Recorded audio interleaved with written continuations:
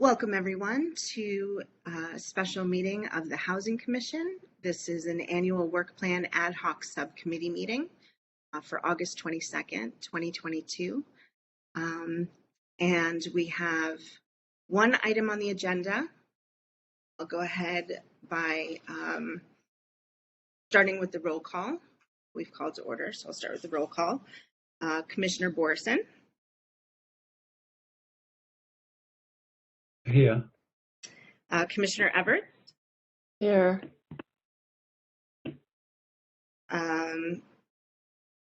Commissioner Hamilton. Looks like is not here yet. Vice Chair Marasco. Here. And Chair Gray is here. And I just want to clarify. I don't think you call my name. I didn't. Oh, actually, but I should be calling it anyway. I guess we're calling everyone. That's okay. So no worries. Commissioner Gomez. Commissioner Gomez. Yep, present. Okay, great.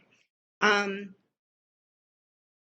just want to clarify, Commissioner Gomez, since you hadn't told us that you necessarily wanted to join the commission, and during our first meeting we began the meeting with what at the time was a quorum.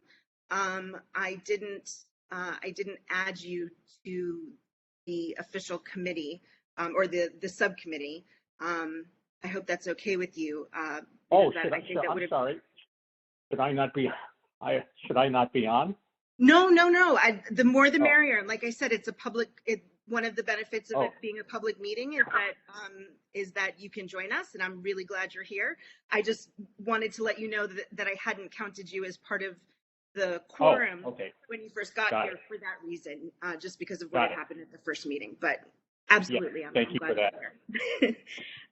Okay, so we're going to move on to item 9A,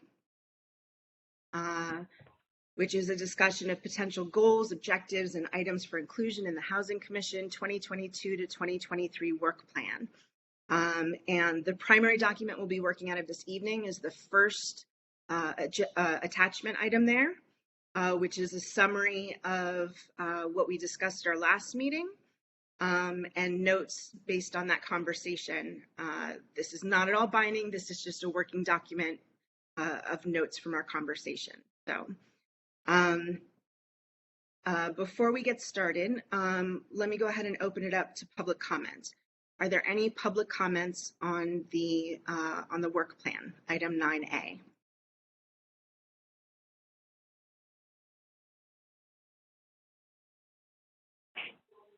Any public comments?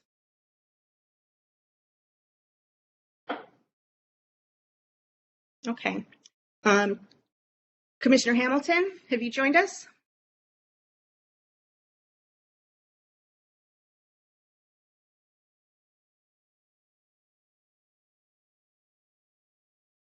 Okay, I'll give him a minute to get his bearings. Okay, it looks like we have no public comments, so why don't we go ahead and dive right in. Does everyone have the attachment in front of them?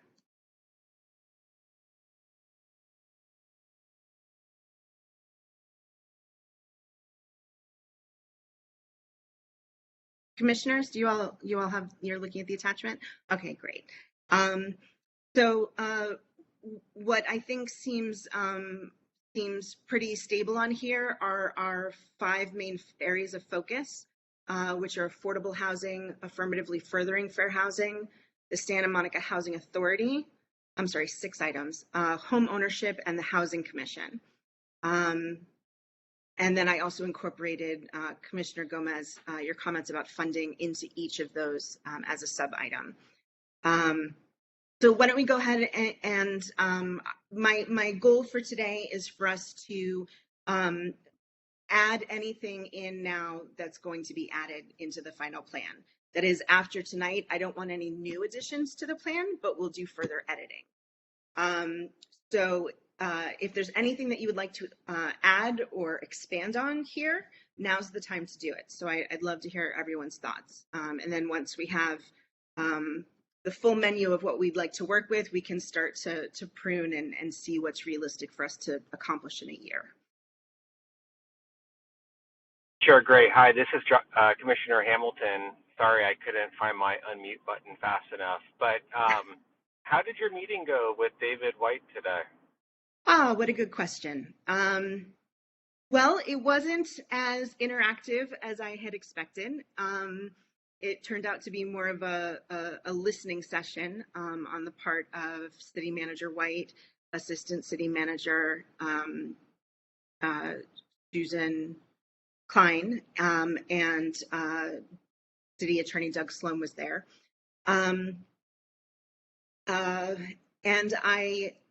I expressed a lot of the things that we've discussed also, concerns about Housing Commission and staffing, funding for the Housing Authority, and I emphasized to him that the Housing Commission's primary concern right now was a staff liaison. Unfortunately, he said that, well, I should say he said that he and the city attorney and the assistant city manager would be taking this back to discuss and come back to us with more at some point. But that for now, our staff liaison is Noah Mendoza. I tried to impress upon him that that Noah's position, while called staff liaison, is effectively acting in what's described in our bylaws and in other places in city documents as the commission's secretary. And that while he does some of the work outlined for the staff liaison, that we're missing the experience that a senior staff liaison would have. And he said that that he would take it under advisement and get back to us. So I'm sorry that I don't have more to report than that on our meeting right now. But I did go through, we met for an hour. Vice Chair Marosco was there. And I think we got through a lot of important material. And it's just a matter of the city manager going back and discussing with staff and then coming back to us. So I will follow up with him. I also encourage you, based on that response, I also encouraged any of you, if you would, if you're concerned about having a substantive staff liaison as a knowledge base, I would encourage you to write as, residents, this is to the public and commissioners, to your city council members, to tell them that that's what you'd like to see, because I'm sure that the more that they hear that, the more quickly this can be a conversation that's addressed. Yeah, I think a lot of the times the city, and this based on my interaction with staff and also what we heard at our meeting in July, is that we're understaffed and there's a budget shortage and we're just stretched thin at the city, and so we can't give the committees and the commission the kind of resources that we'd like. But I guess my counter to that is we do need to have a staff liaison that has institutional knowledge, no doubt.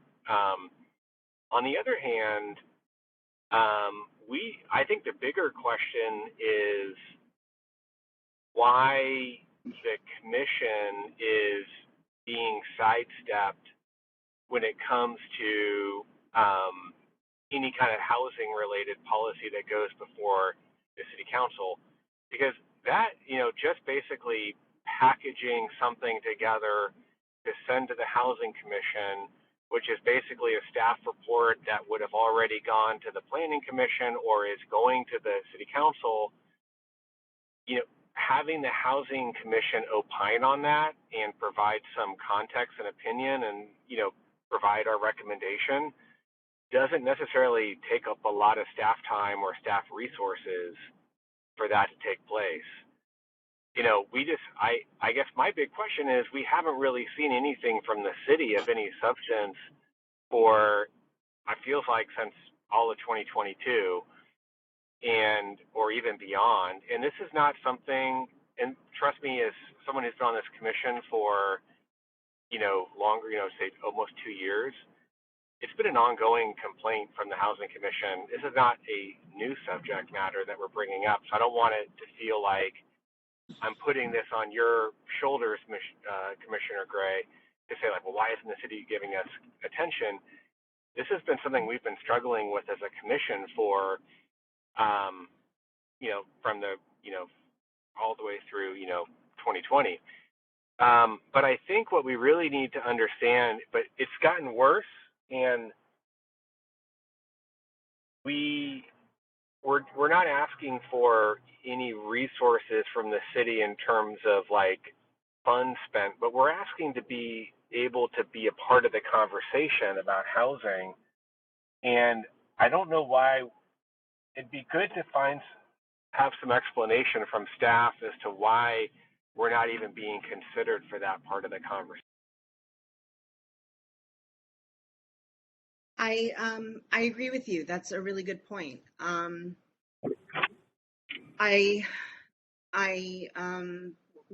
of the observations that Dave White made towards the end of the meeting is that based on what I had said, it sounded like we were looking to I'm trying to remember the verb he used, but basically insert ourselves with staff to work closely with them in a way that was outside of our purview. And I hope that I conveyed to him adequately that the things that we're addressing are not overly ambitious. They're squarely within our in our mandate, that we are tasked with oversight of the Housing Authority and giving advice to them and to the City Council, and that's what we're trying to do. Yeah, I don't know what else to say other than I expect that this is something that will have to be agendized at some point with the City Council. That may be something that we want to add to the work plan in terms of the Housing Commission requesting this be looked at by the City Council.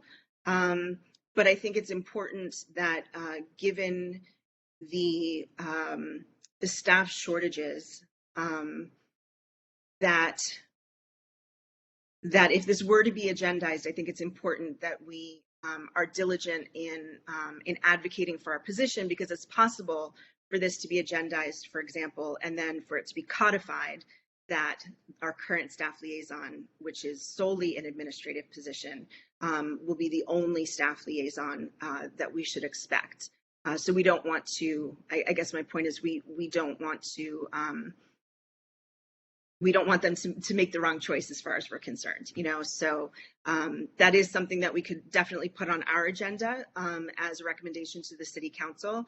I would just encourage everyone to participate as much as possible in getting their message across to City Council members to make sure that when it is addressed, that it's addressed adequately, and it's not just an opportunity to brush us aside. How does that sound?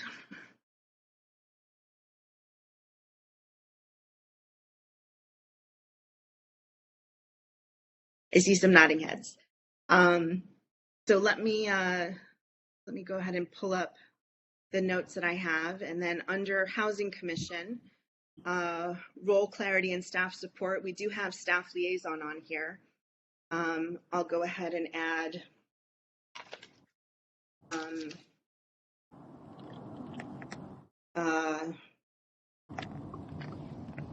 I guess advice to City Council, what I'll call now a senior staff liaison to differentiate.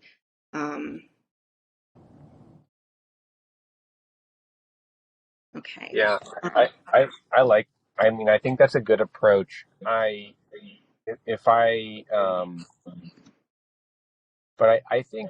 think I'm almost willing to concede to the city that about their argument about the budget and being short-staffed, because I do think that's a reality. And I think asking for a staff liaison like a Jim, like someone who has institutional knowledge, that might practically be tough for the city to provide. I think we would probably need more digging to see if that's a true statement, but I'm willing to concede that because of budget shortages and staff shortages, that might be a hard ask for the city to actually deliver upon. I think we should probably pivot to an argument where we say, well, don't give us any, keep Noe. He's doing a good job, but give us something of substance to work on. That's the issue. That doesn't, we'll take a planning commission report. We'll take something going to city council. We'll allow you to regurgitate what you've given to other commissions, and let us opine on these issues, because I think that without the city giving us material to work on, the overall effectiveness of this commission. I mean, we can advocate. There's always advocacy. Understand that we're bringing new and fresh perspectives, but really the core reason for this commission to exist is to be able to provide community level feedback about housing policy that's making its way through the city. And I feel like that's a really easy ask to say, like, we don't need any more budget money. We don't need any more staff time, but make sure that we're a part of the conversation, because we'd like to discuss these items as things that we all care about. We're all approaching this from different angles and different perspectives. So we're going to add some value to the city council if you give us material to work with. I don't understand why the city hasn't really given us much over, the last 6 months or so. That's a good question. Commissioner Borison? Yeah, I'd like to concur with what Josh just said. I'm sorry, Commissioner Hamilton just said. So when the Housing Authority does something or is planning to do something, they should let us know. We should receive, minutes, updates. If they're going to buy some land or build something, they should tell us. I mean, what are they going to put up in this place? And so we have an idea what's going on. I have no idea what's going on as far as the housing authority in the city. There seems to be very little information flow back to us on a day-to-day basis of what they're doing. Vice Chair Marosco? And to elaborate on both Commissioner Hamilton and Commissioner Borison's comments,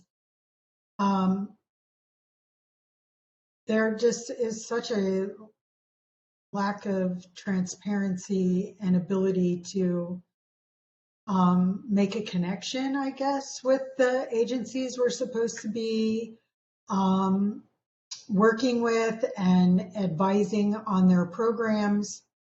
And if you want to find that information, you have to be connected to Urbanized LA, or you have to be on some kind of interest list in order to get that information. And I mean, attending regular planning committee meetings and commission meetings and that sort of thing. I mean, that's the only way I knew to bring issues to the Housing Commission and to add to the agenda. And at the last minute, on top of everything else, being able to get the commission to support something or not support something.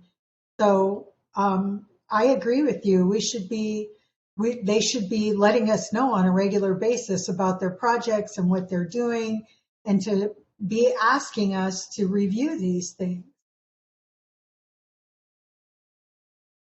I completely agree. And in terms of your comment, Commissioner Hamilton, about not needing extra staff time, I agree that we don't need a disproportionate amount of staff time, but I think we do need a minimal amount of staff time. And I don't think 2 to 4 hours a month is too much to ask, especially considering that the Housing Commission is in their purview. Now, we did discuss staff interaction with the commission at length. And I actually, this city manager said that, I believe he said, and Vice Chair Morosco, correct me if I'm wrong, I believe he said that staff already was engaging with the Housing Commission a disproportionate amount, which I felt the need to correct him. I said, if that's happening, I said, I've only interacted with Noah, who is new and doing a great job and is very responsive. I said, but his is an administrative position. Now, it's understandable to me that if Noah, as our immediate liaison, has a question and goes to more senior staff behind the scenes, that perhaps they feel they're engaging with us more than nothing because they're answering questions, that's not quite the same thing as them engaging with us. That's just them answering a new staffer's questions as he gets up to speed. So again, it concerns me that there's any sense of us asking for more than is reasonable when we're currently getting virtually nothing. And again, by that, I'm not including Noah, who is great, and I'm very happy that we now have a dedicated staff liaison from an administrative position. I just want to make sure. So he said that the Housing Commission is already using a lot of staff time. Is that right? Basically, yeah, basically. Okay. And again, I try to impress upon him that if staff is taking up time with Housing Commission issues, it's from a behind the scenes perspective, that they're not actually engaging with us. Yeah. But let me first go ahead to Commissioner Everts and then Vice Chair Morosco, and then we can. Oh, hi. Hi. Go ahead. Thanks. I wonder, this is probably an uninformed person's question, but is there some sort of legal dependency between the Housing Commission, the creation of the Housing Commission? Is there some dependency between us and the Housing Authority? Do they have to listen to us? Are they supposed to give us information that Commissioner Hamilton so nicely said that our role is to provide the community response to policy going forward? Is there some sort of legal relationship that we have with them? Are they required to inform us? Because this is what I'm hearing sounds rather awful if we're not getting information from them, or we're not on those lists that Commissioner Morosco was talking about. We should be, and maybe that's something that we should proactively do. Say, okay, we are going to sign up to all these lists, or one of us is going to take on the responsibility of being the liaison. And I say that as a completely uninformed person. I apologize, but it's rather extraordinary sounding to me from this point of view.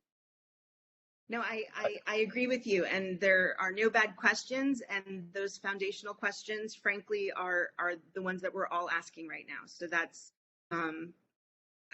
they're good questions, and yes, there is a legal relationship there.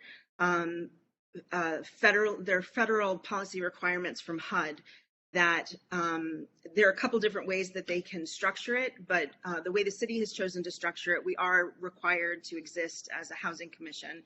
And the form that they've chosen to take, the Santa Monica Housing Authority Board, consists of, in our case, the city council, all the city council members, plus 2 additional tenant representatives who are clients of the Housing Authority. So that's one body, the Housing Authority Board.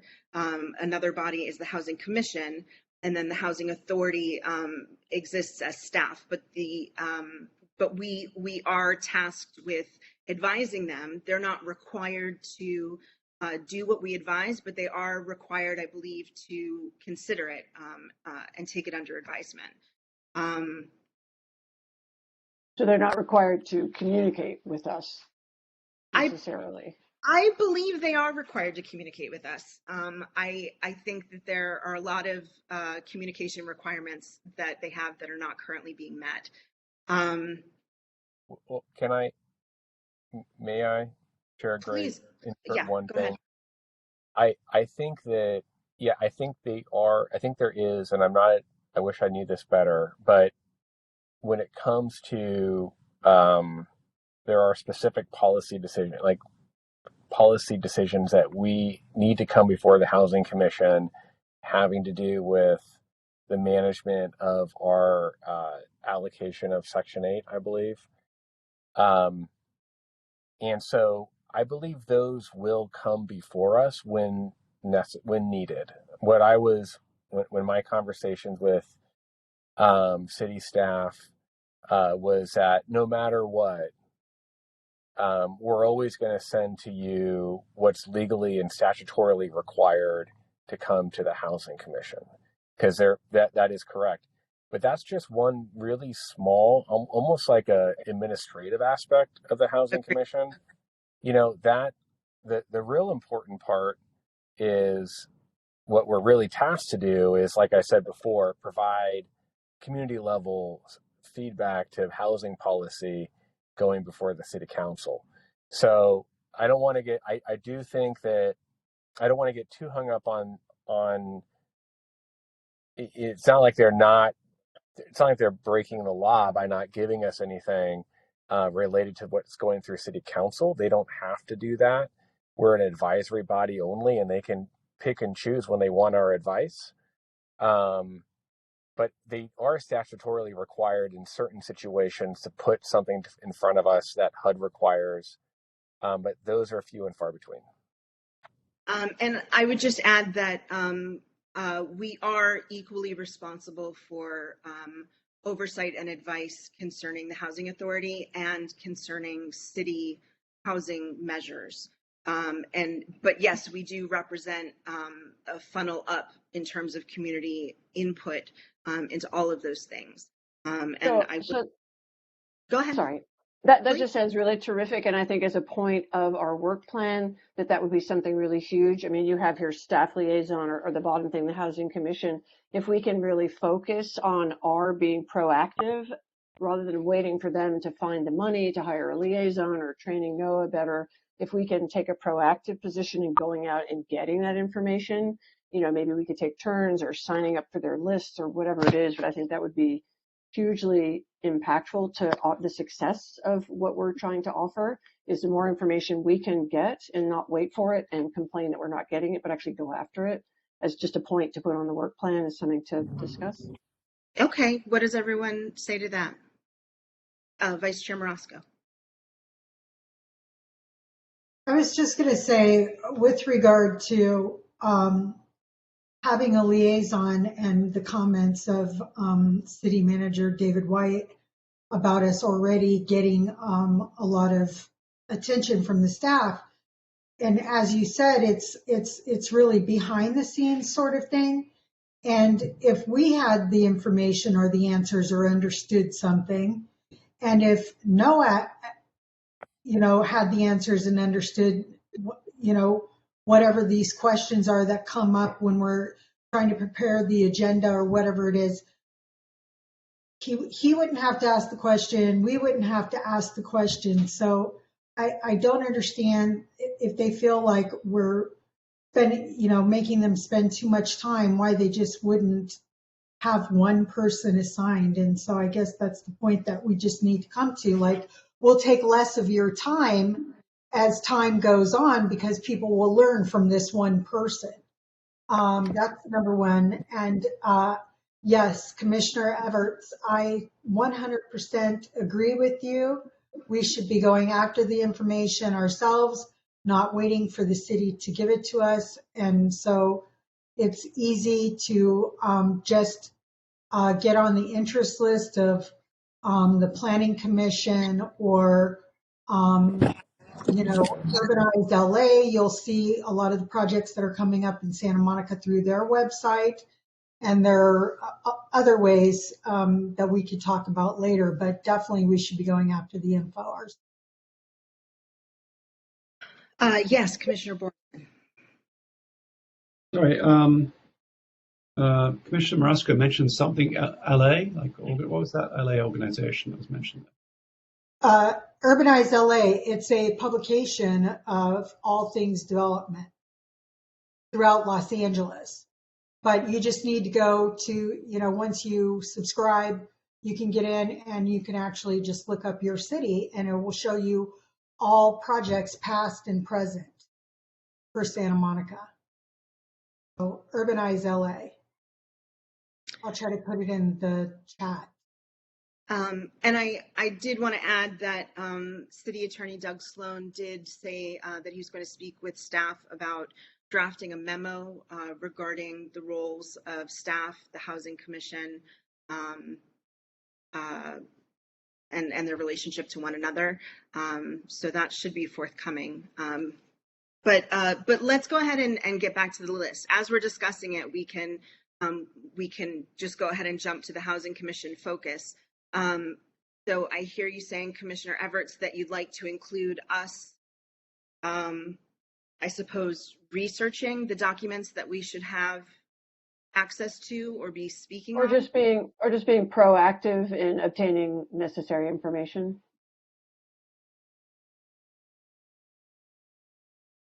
Okay.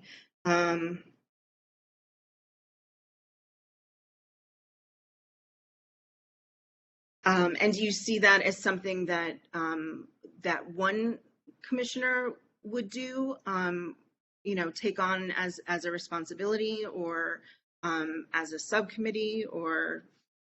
I'm not well enough informed to know how much information we're talking about. I mean, it first of all sounds like one person could do it, but Commissioner Morosco obviously knows a lot more about this than I do. So maybe two people could start doing the research and put together a list with links or something. I'm not sure how much there is, but it's not a big job, I don't think. I think it's two people doing some serious research and putting together a document with links, that kind of thing, sounds like.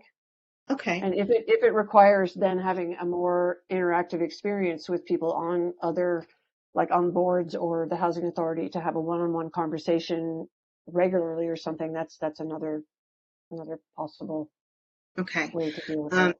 You're getting very specific. I'm not sure if you need to be that specific. Sorry. Right. It's a little frustrating to me because I believe most of our questions, most of that task could be answered right now by a 10-minute conversation with Jim Kemper.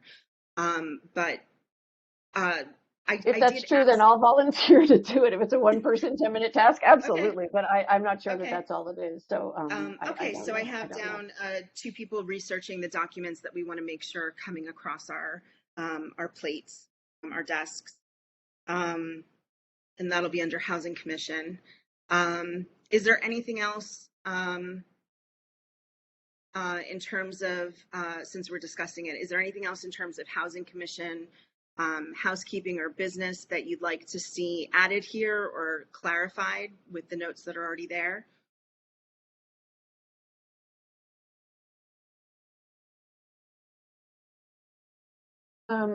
You have here role clarity and staff support. I think that you mean maybe the role, not so much of the commission, but perhaps the staff support person. So I would encourage us to clarify as a housing commission what our advocacy is. And maybe that's impossible. Maybe the 7 of us don't have a single voice. Maybe we have 7 voices, but it might be really helpful for us to send our message if we're very clear about what that message is. So that might be something we could work on, is to clarify what we actually advocate for. And again, this is a naive question, but it strikes me as important. Not at all naive. And we do speak as a body when we vote to do that. So we are 7 voices, conversing with one another and representing a host of different views and, further input from the community via each of us.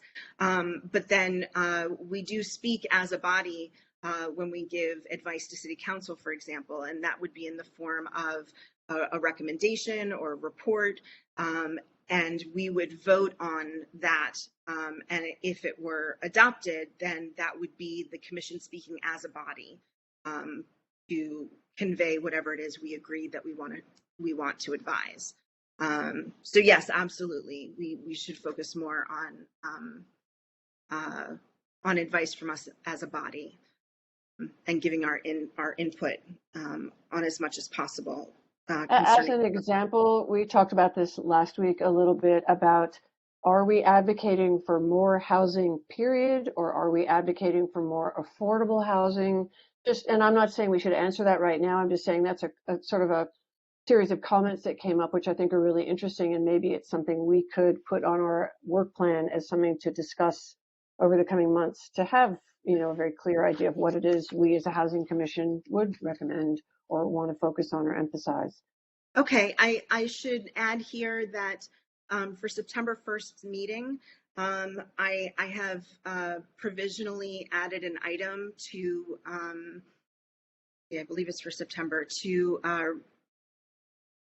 sorry, I'd have to check my notes, but I would like to revisit the mission statement in any case, because there's some language in there that's dated and inappropriate, and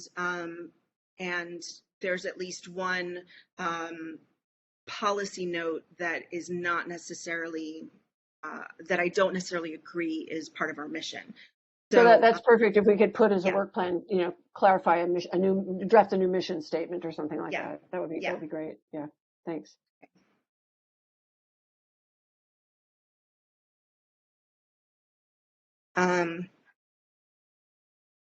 All right. Anything else? Please.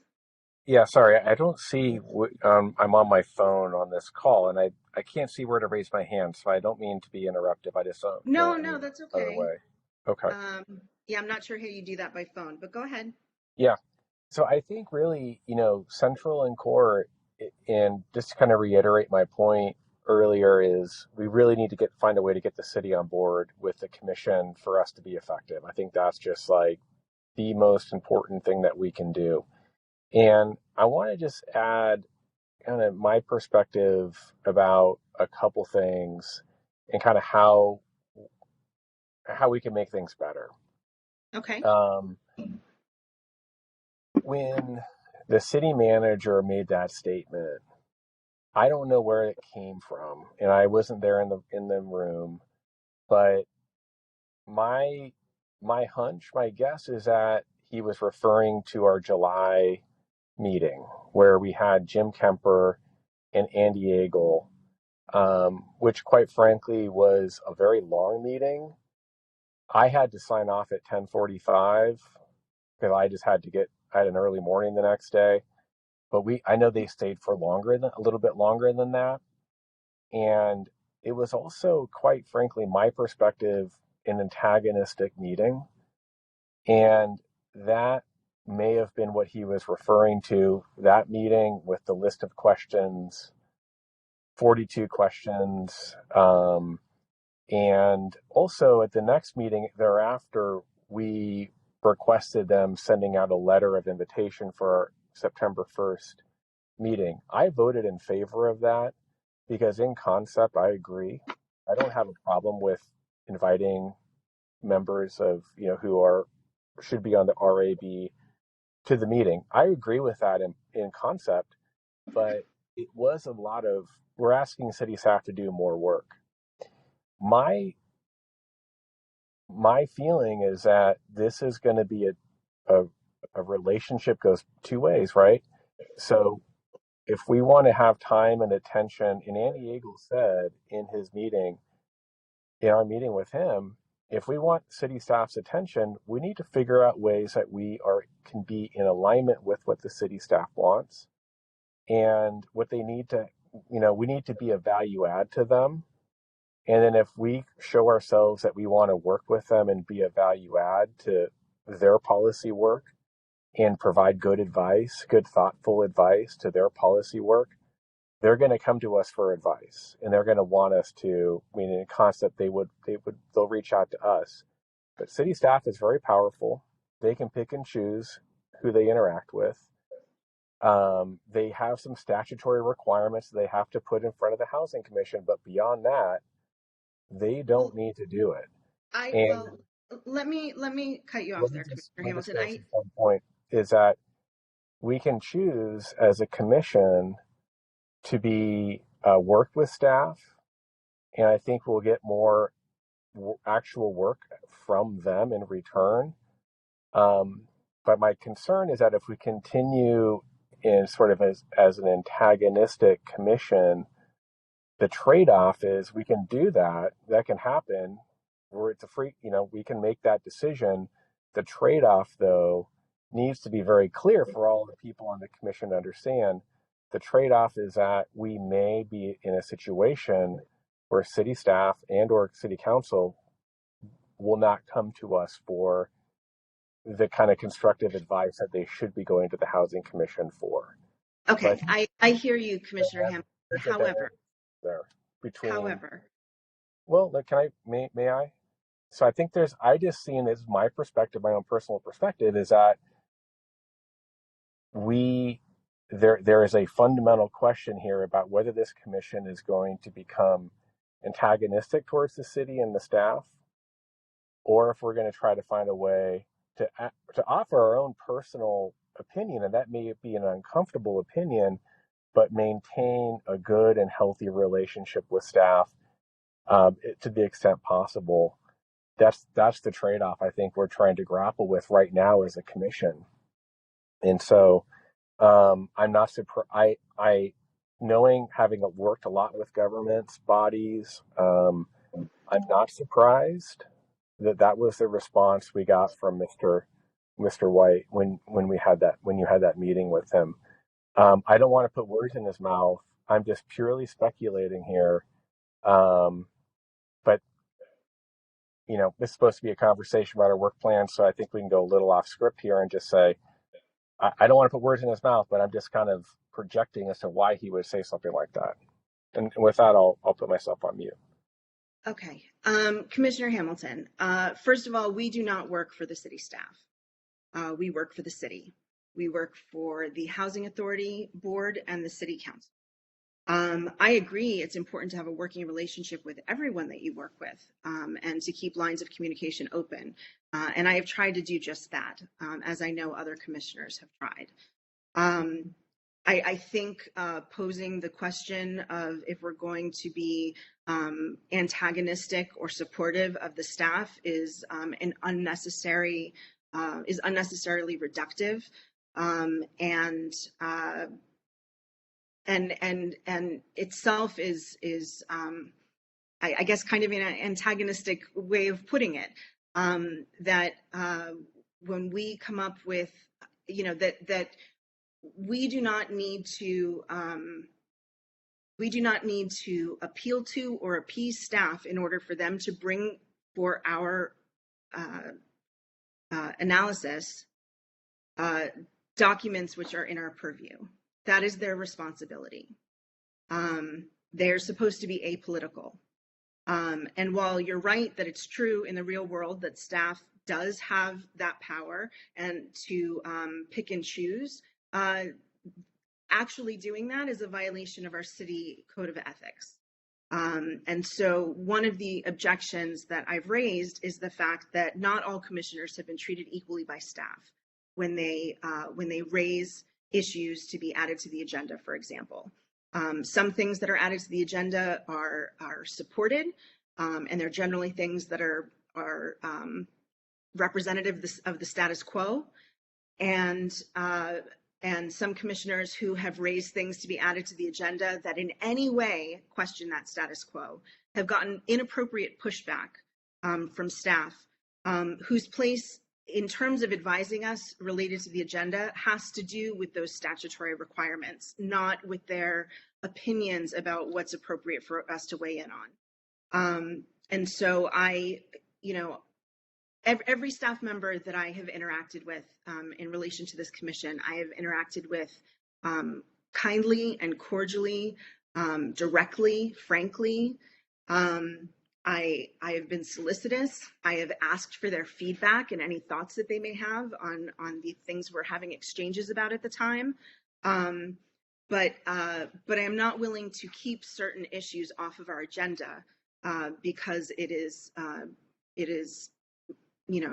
not it's not amenable to the staff.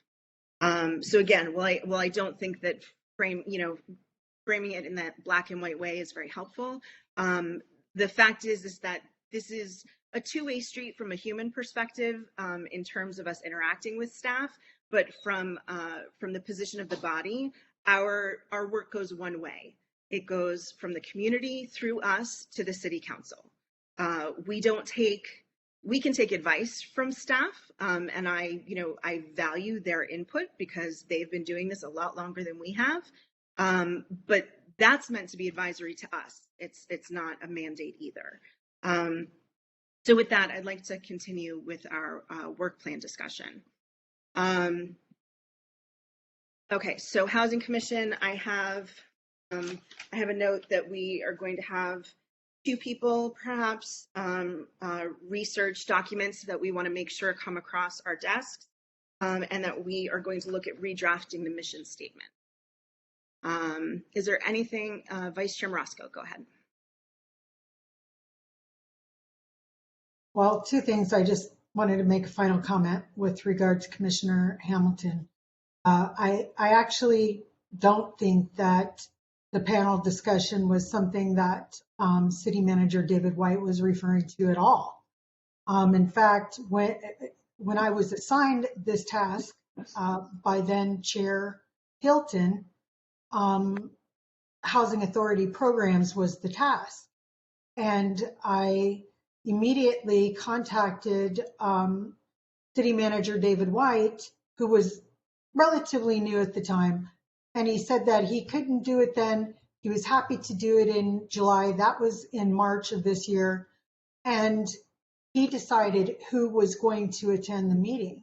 It wasn't necessarily me choosing the people who were going to attend or anyone really on the commission. We actually didn't talk about that during the work plan. It was just assigned to me.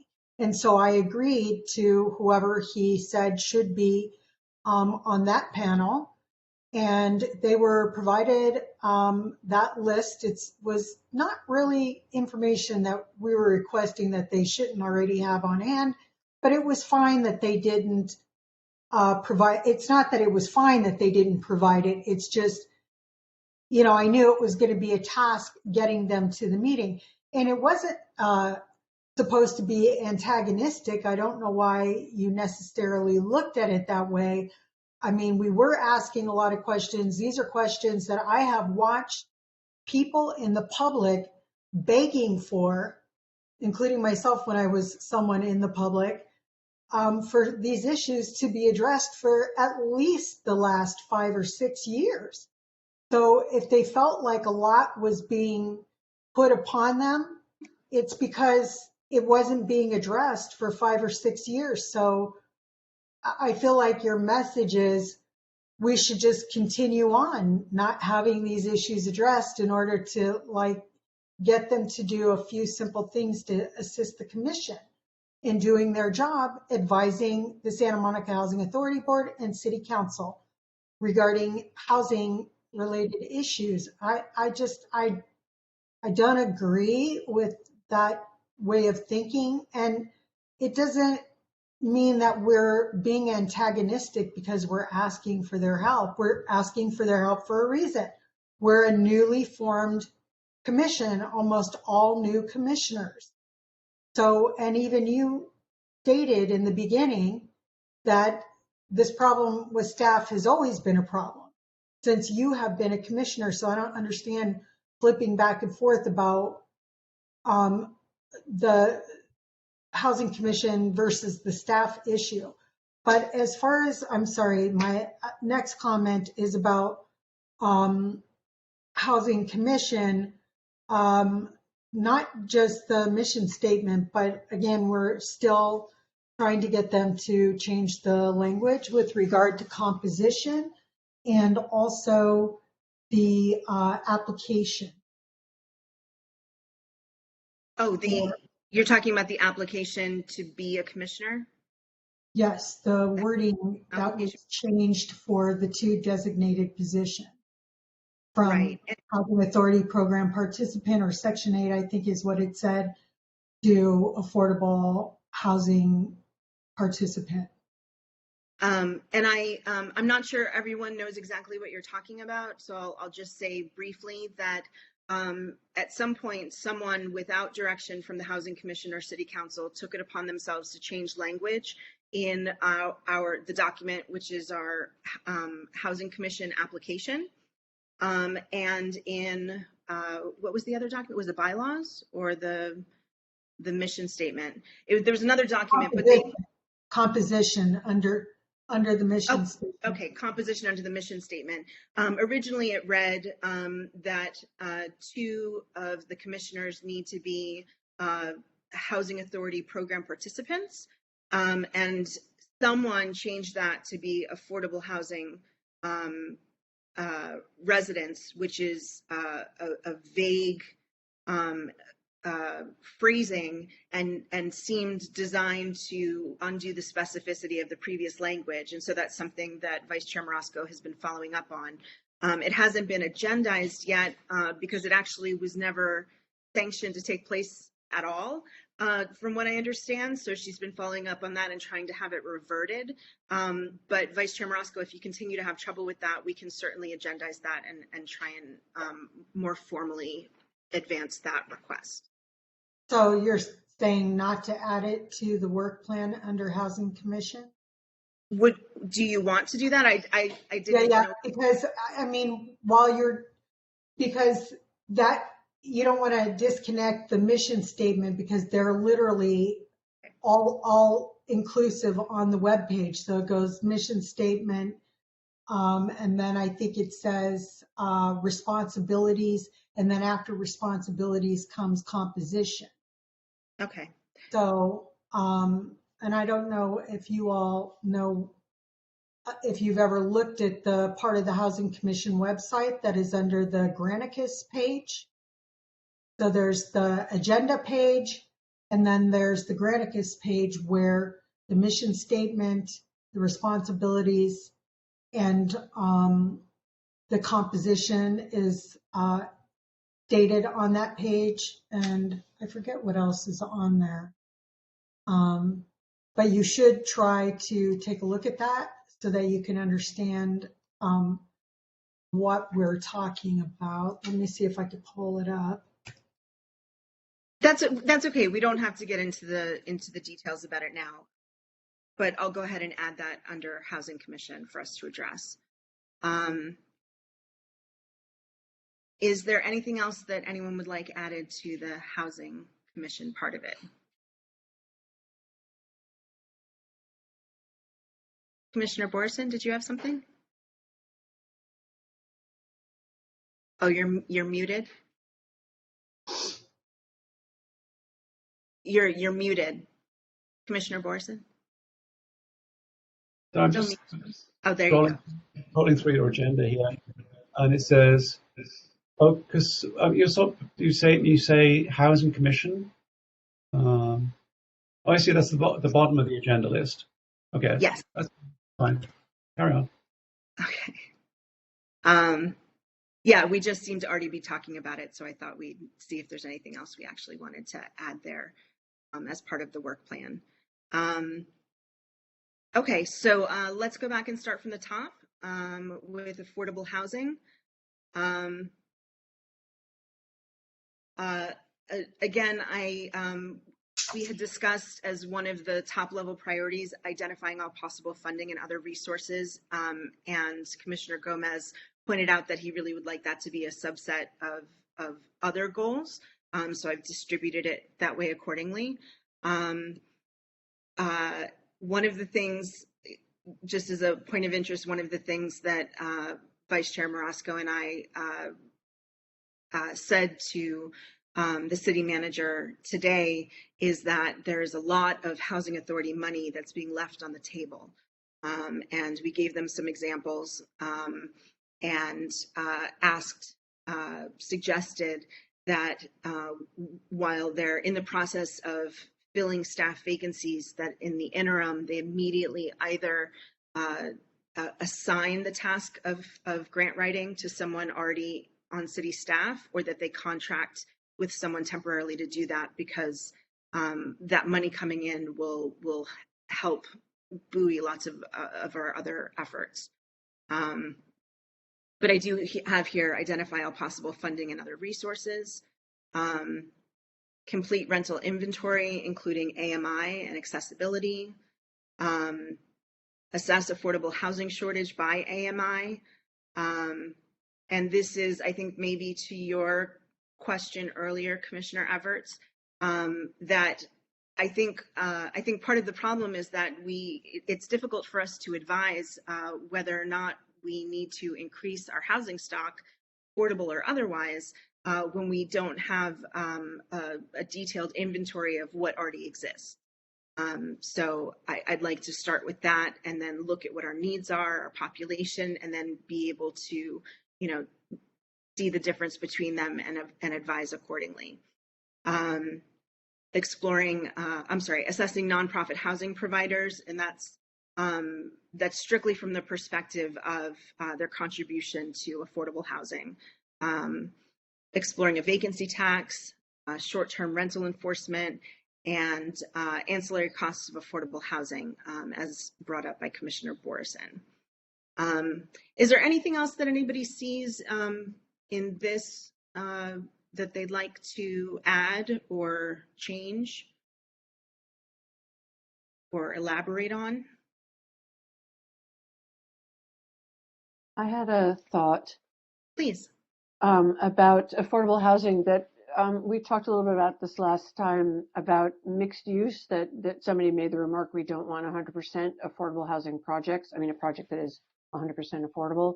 Right. So to maybe assess or explore all the various iterations of mixed use, whether it's, part market rate, part affordable, whether it's in good neighborhoods or bad neighborhoods, whether it's condos and rentals mixed, ADUs, all these, mixed up with commercials. So maybe look at ways to apply affordable housing. I don't know the right word for it, but to emphasize that we don't want just buildings that are 100% affordable housing, that we want to emphasize a community-based housing solution. That's a great idea. I have that under affirmatively furthering fair housing, but I think that would be a really important expansion of that, not just addressing the problems with 100% affordable housing as a concept, but looking at alternate paradigms that we could be advocating for instead. So that's a great idea. Thank you. Anything else? Vice Chair Marasco. And just to, as we had discussed before, when we're talking about assessing affordable housing shortage by AMI, essentially at one point in time, a unit may have been affordable, like in 2014, but with consistent rent raises at 9.7% this year. As you can imagine, these are no longer affordable. So I feel that, really we have to be able to zero in on that, because they could say, oh, well, we have, 8,000 affordable units, but when were those units built and what was the rent then as opposed to now? And the fact that extremely low and very low was taken out of the requirement on all new units being built that are considered affordable, which makes the rent starting out a little bit higher. So if it's, 75% have to be at extremely low, then 75% of the units would be built and the rent, I don't know, I'm just throwing these numbers out, would start at $1,000 a month for a 1-bedroom for an extremely low unit, as opposed to a low unit may start out at $1,500 or $1,600 a month for a 1-bedroom. So just so that you can understand the difference between those, and by measuring what's still affordable, it would help to bolster the recommendation that they add back in extremely low and very low, because it'll likely show that there are hardly any units still available that are extremely very low or extremely low and very low. Okay, so under affirmatively furthering fair housing. And this is just for the sake of moving the conversation along. Obviously, if, you know, at any point, if you have something you'd like to discuss in a category we've already addressed, please just let me know. But under affirmatively furthering fair housing, we have identify all possible funding and other resources, a dedicated housing ADA coordinator, which again was recommended by a fair housing assessment, official assessment that was done in 2020, and that we reiterated as a recommendation to the city manager today. And we also will be discussing this on September 1st. We have the chair of the Disabilities Commission who will be joining us to discuss the importance of an ADA coordinator in the city, and looking at potentially making a joint recommendation between our two commissions to the city council to advocate for an ADA coordinator. Ensuring the Housing Authority and city housing websites are ADA compliant / accessible. Again, that seems likely to be a job for one or two people to take upon themselves as communication with the city attorney's office, and perhaps the current city ADA coordinator. Combating source of income discrimination by property owners. Again, just as a side note, I did tell the city manager today that I encouraged him to hire, in addition to the 5 vacant positions for the Housing Authority, a position that's known alternately in places as a landlord liaison or a housing navigator, and that person acts as a kind of concierge to property owners to help them navigate the bureaucracy and facilitate the onboarding process, to help it go more smoothly, more quickly, to answer their questions, and to let them know about positive aspects of the program. So that was another recommendation made. Address 100% affordable housing as a concept. Is there anything else under affirmatively furthering fair housing that you think that we should take a look at?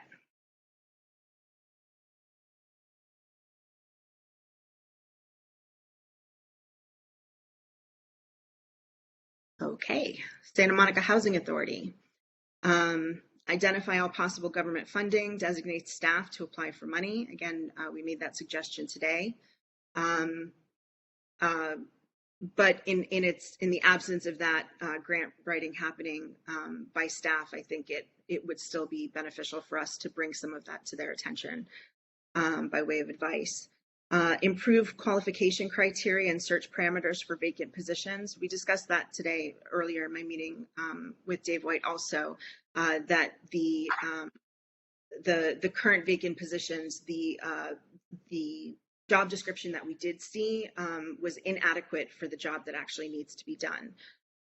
It didn't require any knowledge of HUD policy or regulations, funding sources. So that's something that was also recommended. Reevaluate the basis of and increase the payment standard. This is very important. This is something that hasn't been raised or reevaluated in 6 years. And the current basis for the Housing Authority payment standard is something called a payment standard exception, which is an exception granted by federal government through HUD for it to be higher than normal because our area has higher housing costs than other places. However, it's not the most efficient system, I believe, for us to base that on. And in any case, the fixed dollar amount, regardless of the basis, the fixed dollar amount needs to be increased because it's very difficult to afford any apartment in Santa Monica with the current payment standards. Facilitating the creation of a functioning RAB, which we are doing in our discussion on September 1st, and then in our advice to the City Council on what should be September 13th for the Santa Monica Housing Authority Board meeting. Again, remember the Housing Authority Board is synonymous with the City Council, except it also includes 2 additional tenants. who are housing authority clients. Okay, transparency, beginning with legal and financial operations, website, wait list. Add, as I mentioned, the landlord liaison or navigator, and increase mass communications, which may be a bit ambitious at this point. Anything else with the housing authority? Vice Chair Marasco. I'd like to, if we could, add two things here. The fact that there is no real appeals process, I don't know if that's appropriate for the work plan, but following up on that, because that's something that we had on the topics of discussion that was never addressed. We didn't get that far in the panel discussion. And also, let me see, I'm sorry, I lost my place. Oh, landlord incentive program. To explore the landlord incentive program.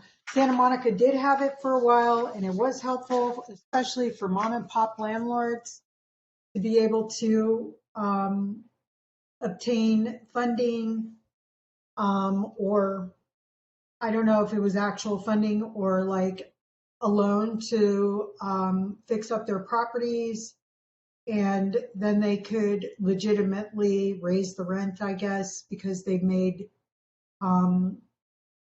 upgrades to the units. And, you know, some of these older units really could use that. And I think some of those landlords could be stressed and could use something like that. And I think it also helps to create, you know, kind of a good relationship between the housing authority and those landlords. So I don't know if anybody else agrees with exploring that, but you know, trying to start an incentive program again. I think before they were giving them up to like 5 or 10. In Culver City, when I was in Culver City 8 or 9 years ago, they were giving them up to $10,000 to rehabilitate their unit.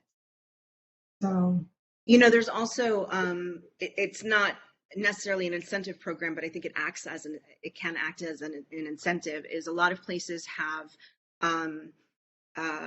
reserves of money to ensure that in the unlikely event that a voucher holder defaults on some part of their rent, even if it means they lose their voucher, that doesn't help the landlord if he didn't get his money. And there are places where they have a fund specifically set aside for that to reimburse landlords for any or property owners for any losses that they incur by virtue of the voucher holder not holding up their end of the agreement. It's usually a fund that only requires, you know, maybe $5,000, and from what I understand, at least anecdotally, it's almost never needed. But it may put some, you know, property owners' minds at ease to know that it's there. So, yeah. Okay, great. Yes, Commissioner Gomez. Yeah, if I may, just real quick, I would suspect that, I applaud that we're being ambitious here in terms of asking for a liaison or a navigator, but just for simplicity purposes, what we might want to do is categorize this particular topic as enhance housing provider participation in voucher programs, plural. And that can take a lot of, obviously, shapes and sizes. I think it gets at what Vice Chair Marasco is talking about, but also I think lends itself to the fact that it may not require a staff ad per se. And I only say that from um, more from a cosmetic perspective in terms of not having the staff look at this, because obviously we're going to want to share this and, have them think that one of our major motivations is not just to get them to staff up, but to add incremental, staff positions that may not be in their budget and work plan. And so, again, I think if we're a bit more general in terms of trying to put these two entities together, it'll probably serve us better. And I think it'll also enhance the fact that we'll be able to register some successes, right? So anyway, enough said. Just in the interest of time, I think we need to be a little bit broader here. And can you just repeat? You said enhanced participation in, is it housing authority programs? Yeah, I mean, it's really, I guess the way I categorize it, Chair, is enhanced housing provider voucher participation. That's really, I believe, what we're trying to accomplish here. And in all candor, I think we can, and this is something that I have a lot of interest in and would like to work on. And I really think that we can potentially register some successes here without the add of an incremental resource, for example, at the city.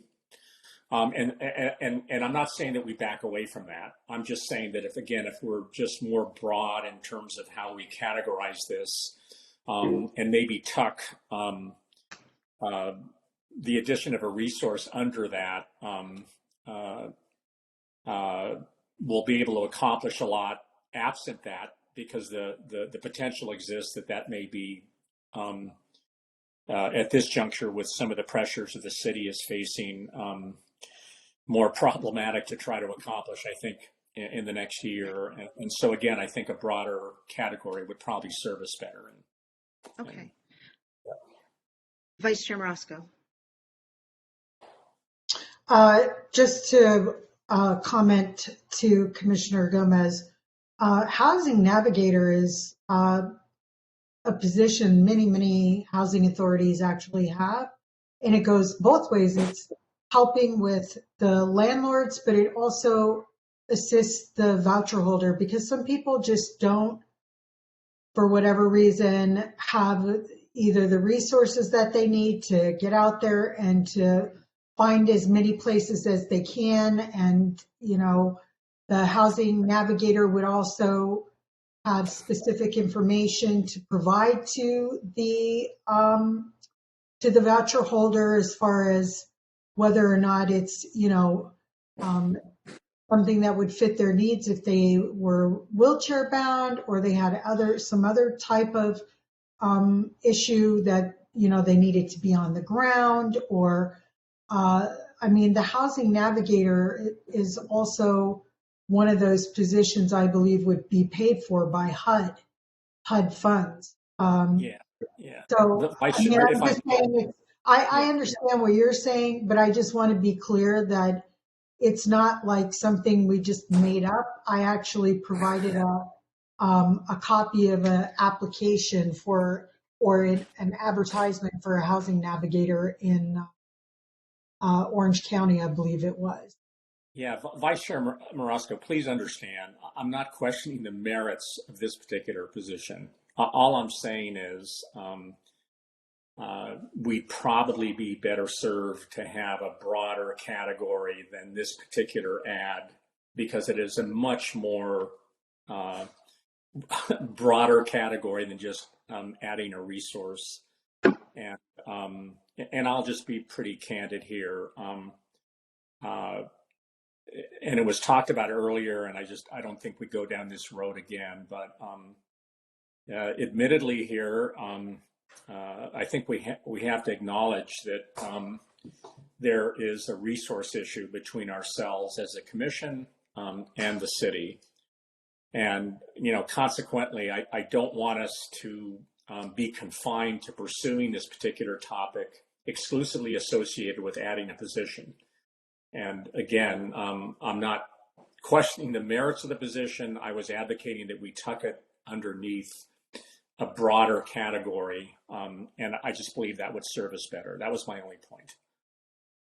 And that's reasonable. And also, frankly, I know we're not quite at the pruning stage yet, but a housing navigator is a second tier ask as far as I'm concerned. You know, again, I don't believe a housing manager is actually one of the 5 listed positions that are vacant, but it may be one of the most important positions to be filled. You know, the housing authority needs a housing manager in-house, not you know, an absentee, you know, much higher level city staffer, where it's just one part of a larger portfolio for them. And because it seems like it's already going to be a challenge to try and get those positions filled. And I understand, Vice Chair Marasco, the importance of having that liaison or navigator, but it may be that it doesn't even make the final cut for the work plan. Just so you know, I think that it's not essential at this point, and I think we should focus on the essentials because we have so much going on here. I was explaining what it was. No, I appreciate that, and it's a valuable position that I think we should eventually have. I mean, I think we should have it now, but you know, okay. Okay, so I hear you about that category, about generalizing that category. Is there anything else with the housing authority? Okay, and then the last category is home ownership. We have identify all possible funding and other resources, including HUD HCV home ownership programs, which exist, and basically TORCA 2.0, which, forgive me, I wasn't around for the original TORCA. I'm not sure if, from a branding perspective, those of you who are more involved with it would like it to be called something else. But yeah, let's discuss that and see if there's anything else you want to add to home ownership. Yes, Commissioner Borison.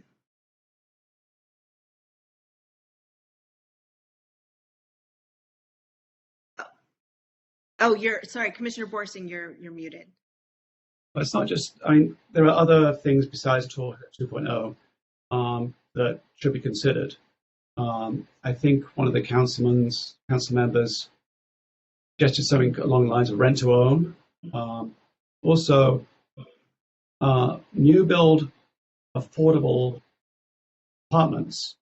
Is there any way that they could be built as condos as well as apartments? The RENA numbers, can they be achieved with affordable condos?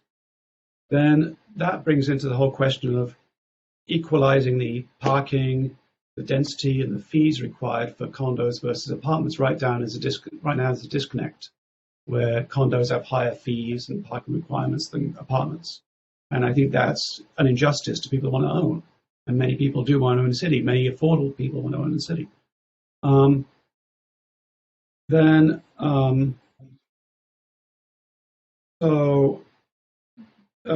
The thing about the TORCA 2.0 is that there are going to be a lot more buildings coming up for sale. This is partly a consequence of the new rent control ballot measure that's coming through, and there are everything that is done that affects landlords' ability to operate has consequences. Whether it's the new 3% ballot for rent control that's going to come through, whether it's a proposed vacancy tax, all these things have consequences of some kind. My neighbor has a small building. He's just put his building on the market. He's done. And there may be a lot of buildings that are going to come on the market in the near future. And the TORCA 2.0, if we do go down this route, has to be big enough to cope with a lot of buildings that may come on the market. Because if we don't buy those buildings, if we don't preserve those affordable units in there, then one or two things are going to happen. Either they'll be bought by less sympathetic landlords, new landlords who are not used to the system. The old mom and pops who've been around for a long time, they understand rent control. They have long-term tenants that they've become friends with in many cases. they get it. They understand rent control, but the new landlords that are going to come in don't get it, and they will be more aggressive. They'll try and get people out, and we don't want that. So then, if they don't buy the buildings, then the buildings will be a list. So everything has consequences, and so I'm saying is that there's going to be a real need for this stuff, and I think that we're facing a just one more straw on the camel's back here. So I feel passionate about preserving these buildings on ownership. Anyway, so that's my spiel. Okay. So would you want Porca to be listed with other things or under a more general category, or would you add items to this section? I'd like to add items. I'd like to add whatever, but it could be and other things, an item that says and other things that are as yet unidentified. But I do think that you can add items, for example, for new build affordable condos, not just apartments, so that the lower income people are allowed to buy instead of not just rent. To investigate that as a possibility. Deed restricted condos. Go ahead. Whatever, and maybe other things. So I don't know what those would be right now. Okay. Now we've actually covered each of the sections now, and again, please at any time let me know if there's something you'd like to flesh out or alter. We can take two different avenues now. We can either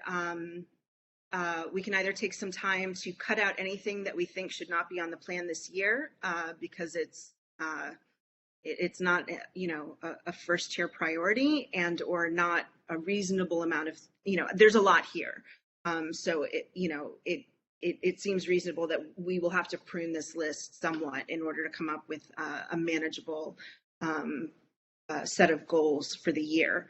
We can either do that or we can discuss, it's sounding like some of these topics are lending themselves to the establishment of subcommittees.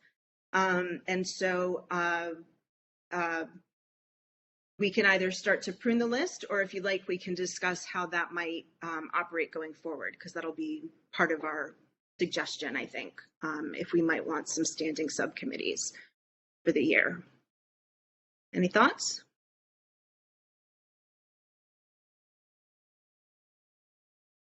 You're muted. Oh, go ahead, Commissioner Everts, please go ahead, and then Commissioner Gomez. Just a logistics question. On item 1, you have affordable housing, and item 2 says complete rental inventory, blah, blah, blah. Logistically, what does that actually mean for the work plan? Does that mean there's going to be a committee who's going to ask someone at the Housing Authority to do it, or that we're actually going to do that? If indeed we're supposed to complete the rental inventory, this list is impossible. I don't have time for all these things. So maybe we ought to clarify what that actually means, like get the Housing Authority to complete the rental inventory or something like that, because otherwise I don't even know how to think about all these huge tasks. That's a very good question. Let me address that quickly, and then Commissioner Gomez.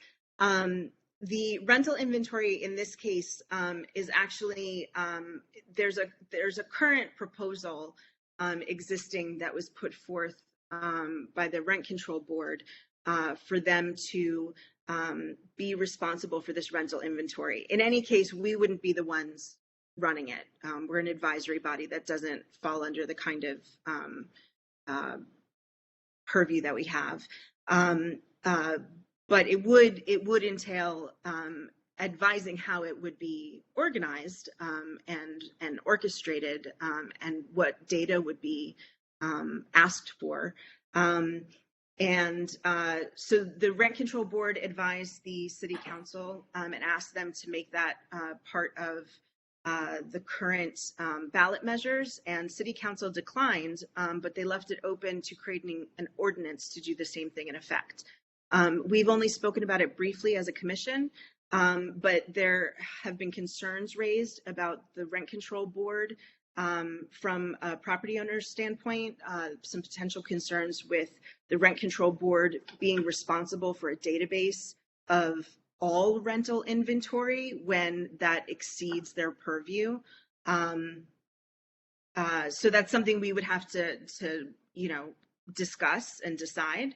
But either way, we would not be making phone calls and making spreadsheets. I picked that as an egregious example. Obviously, we wouldn't be doing it. I knew that. But perhaps we want to word this list, and this is something that can be done maybe next time, or you, who I must say, you did an amazing job making this list based on our conversation last week. So thank you for this.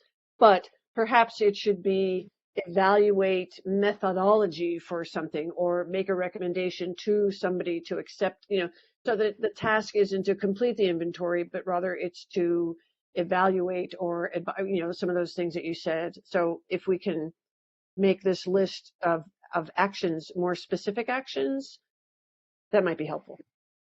As a wordsmith, I couldn't agree with you more. Thank you for pointing that out. We absolutely should clarify our verbiage here. So we will do that. Commissioner Gomez, did you want to go ahead, or Commissioner Borson, did you have something related to what we just said? Commissioner Gomez, do you want to go first? Yeah. Go ahead. Chair, I think to your point, we should entertain culling the herd a bit here. Okay. And there's a lot to be said for being ambitious. I mean, that's laudable, but also I think we need to be practical, because whatever work plan we have, we obviously want to accomplish milestones and get some W's checked in that column. And so I do think we need to ask ourselves, to your point, the question: what's vitally important to our constituency this year? And as I look at this particular list, for example, what has gotten an awful lot of airtime on the part of the commission, of course, is some of the, for lack of a better term, resource deficiencies that we have in the city.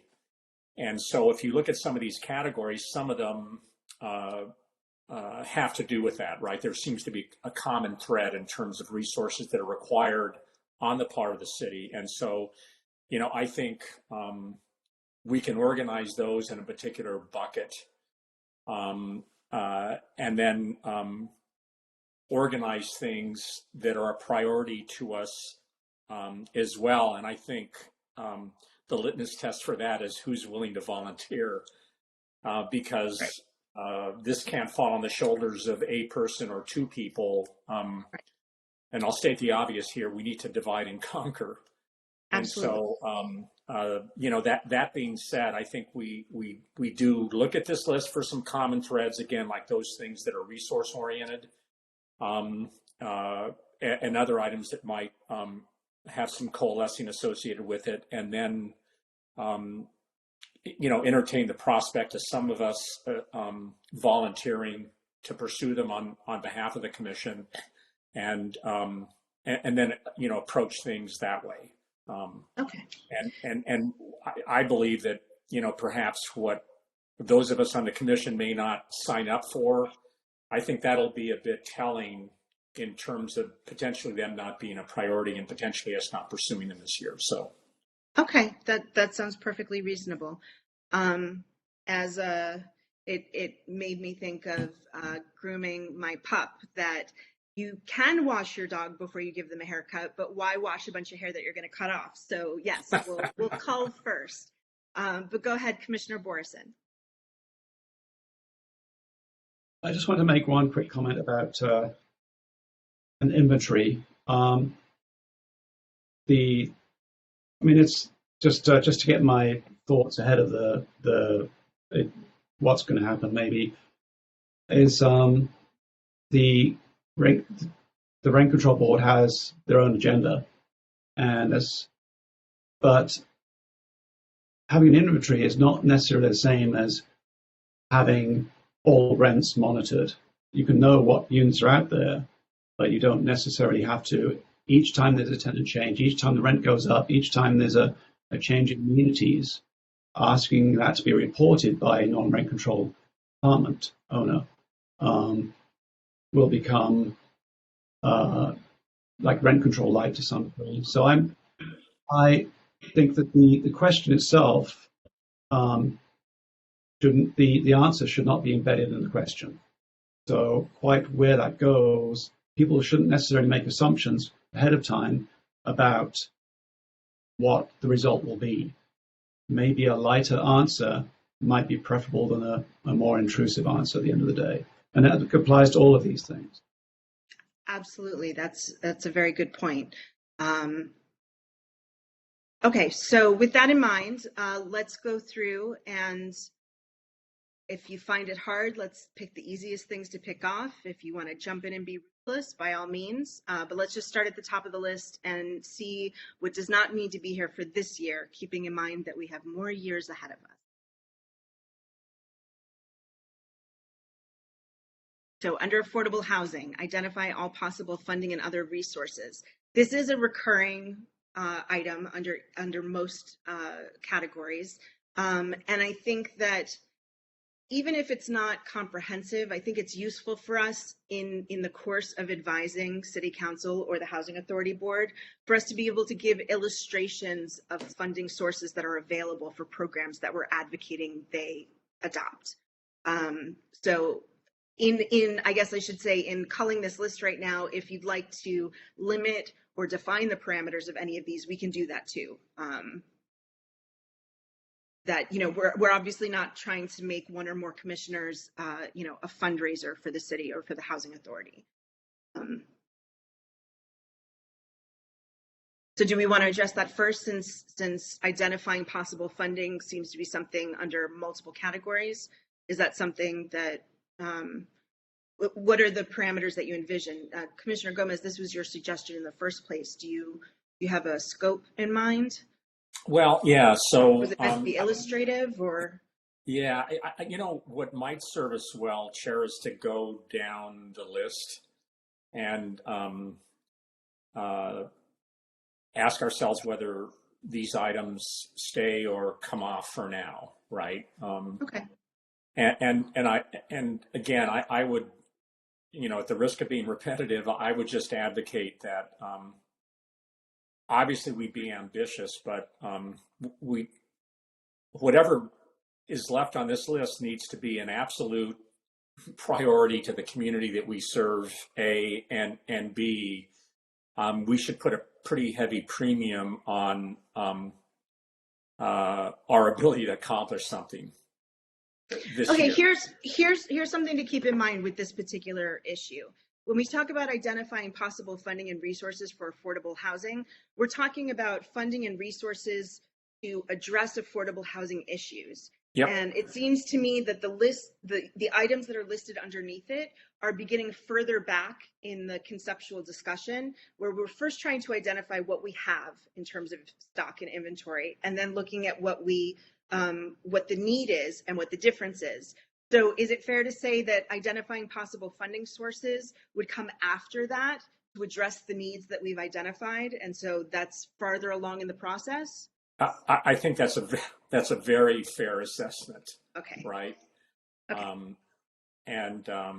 Chair, I don't want us to get ahead of ourselves here, right? But when I look at, for example, the affordable housing category, one of the items there that just stands out to me, because of, I believe, what it would require in the context of complexity and doability, is a vacancy tax, right? I mean, that's a pretty heady topic that would involve an awful lot of stakeholders, for example, above and beyond the Housing Commission, because, you know, something like this would obviously, I believe, require to get something like this passed. You know, it might require having it on the ballot, et cetera, et cetera.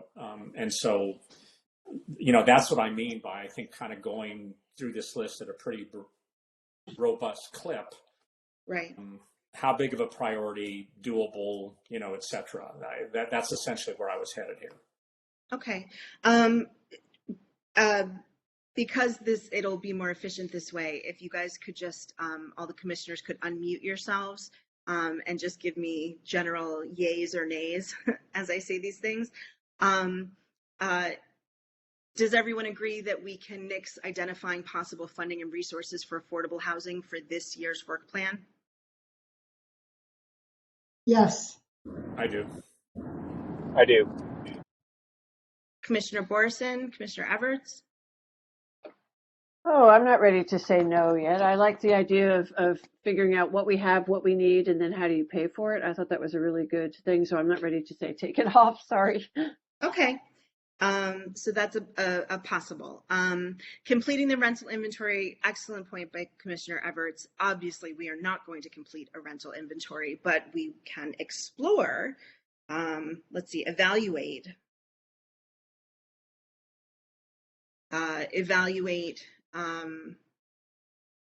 yes, Commissioner Borison. Oh, sorry, I want to go back. Were there 3 commissioners saying don't pursue funding sources, or was there 4? I'm confused. I'm sorry, I to clarify, because I'm not sure if that's what you're asking, I wasn't actually taking a vote. I was just, it was less formal than that. We can do that at some point, but I don't want to do that for every item right now. But I believe it was 1, 2, 3, 4 in favor and 1 against. Favor of what? Way in. Nixing the first item, all possible funding and other resources. Yeah, so it's kind of a vote, but it's not really a vote. I was Sorry, just you're looking making me laugh here. What's that, Commissioner Everts? Sorry, I just started to laugh. Sorry. That's Sorry. okay. Carry on. Okay. So we have an adjustment with evaluating. Any suggestions for language? Evaluating possible means of conducting a full rental inventory. Does that sound better? Yep. Yes.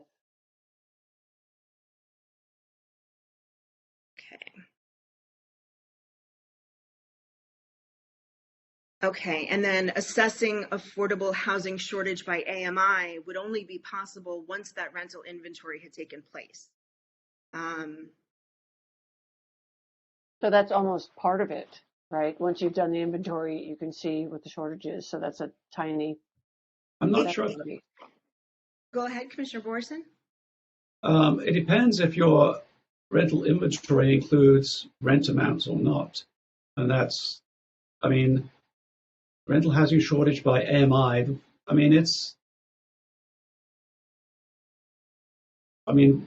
The definition of shortage, what is I'm not quite sure where the shortage is defined by. Vice Chair Marosco. So just again, because we're looking at the affordable units that have been built or the deed restricted units that exist in the city.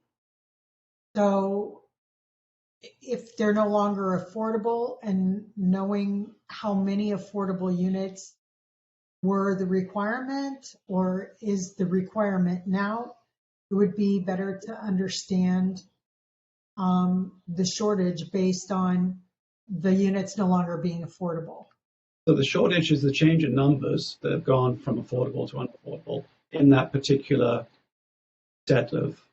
Not necessarily, because I'm not as interested in the total number matching what it used to be the last time they counted. I'm more interested in looking at the population of Santa Monica and what the AMI breakdown is there, and comparing that to the rental inventory availability by AMI category, and making sure that there are enough there's enough in the inventory to match each of those AMI categories of residents that we have who would need something corresponding to that category.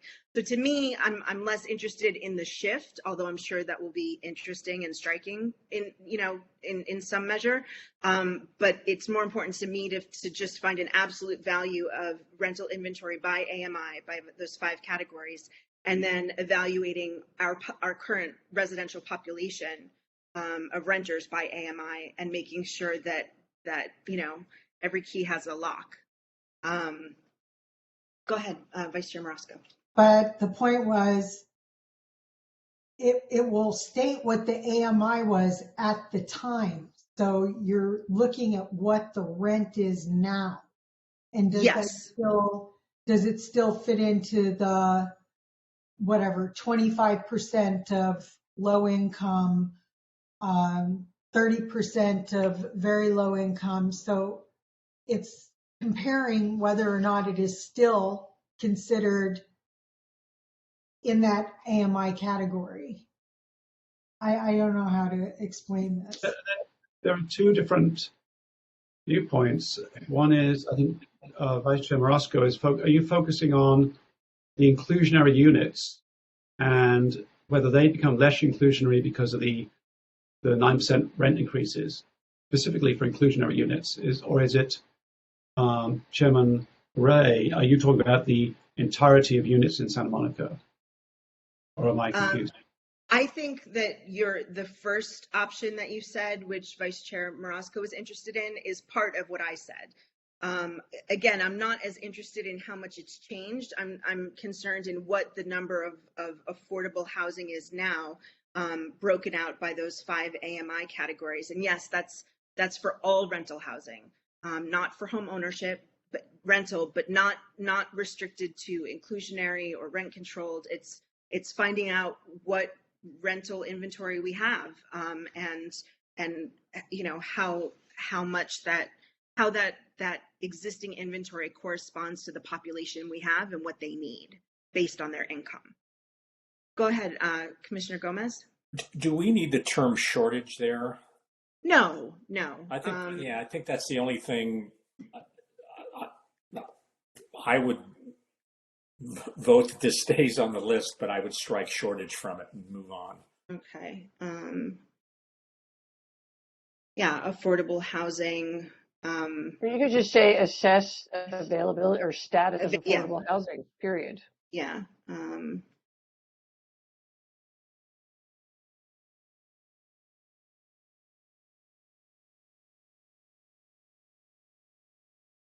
Okay.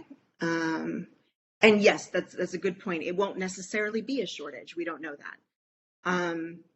Okay. Assessing nonprofit housing providers. Again, I want to remind you that this is not meant to be expansive. It was strictly from the point of view of their contribution to affordable housing. I think, I don't know how, I mean, I would like to say, looking at affordable housing providers who are big players in the city, like CCSM, my hope for this would be to say, go to CCSM, say, give me your entire list of 100% buildings. We'll pick out 10 random buildings, a variety of vintages and sizes, and then just see how much money the city has given them, how many people are housed, just the cost effectiveness of this housing. Just take a sample set of those buildings and see, have the results met the expectations and met the dollar per success amount, whatever that will be. I don't know if that's what other people were imagining. So you're looking at it from a cost effectiveness point of view. Are we? Yeah, I mean, basically, how much is it costing to house people in these buildings? Are there better ways of doing it, more affordable? I mean, we don't have any data to say, well, let's just pick some buildings that have a variety of maturities in the city and just look at them. I mean, do they work? Are they giving us value for money?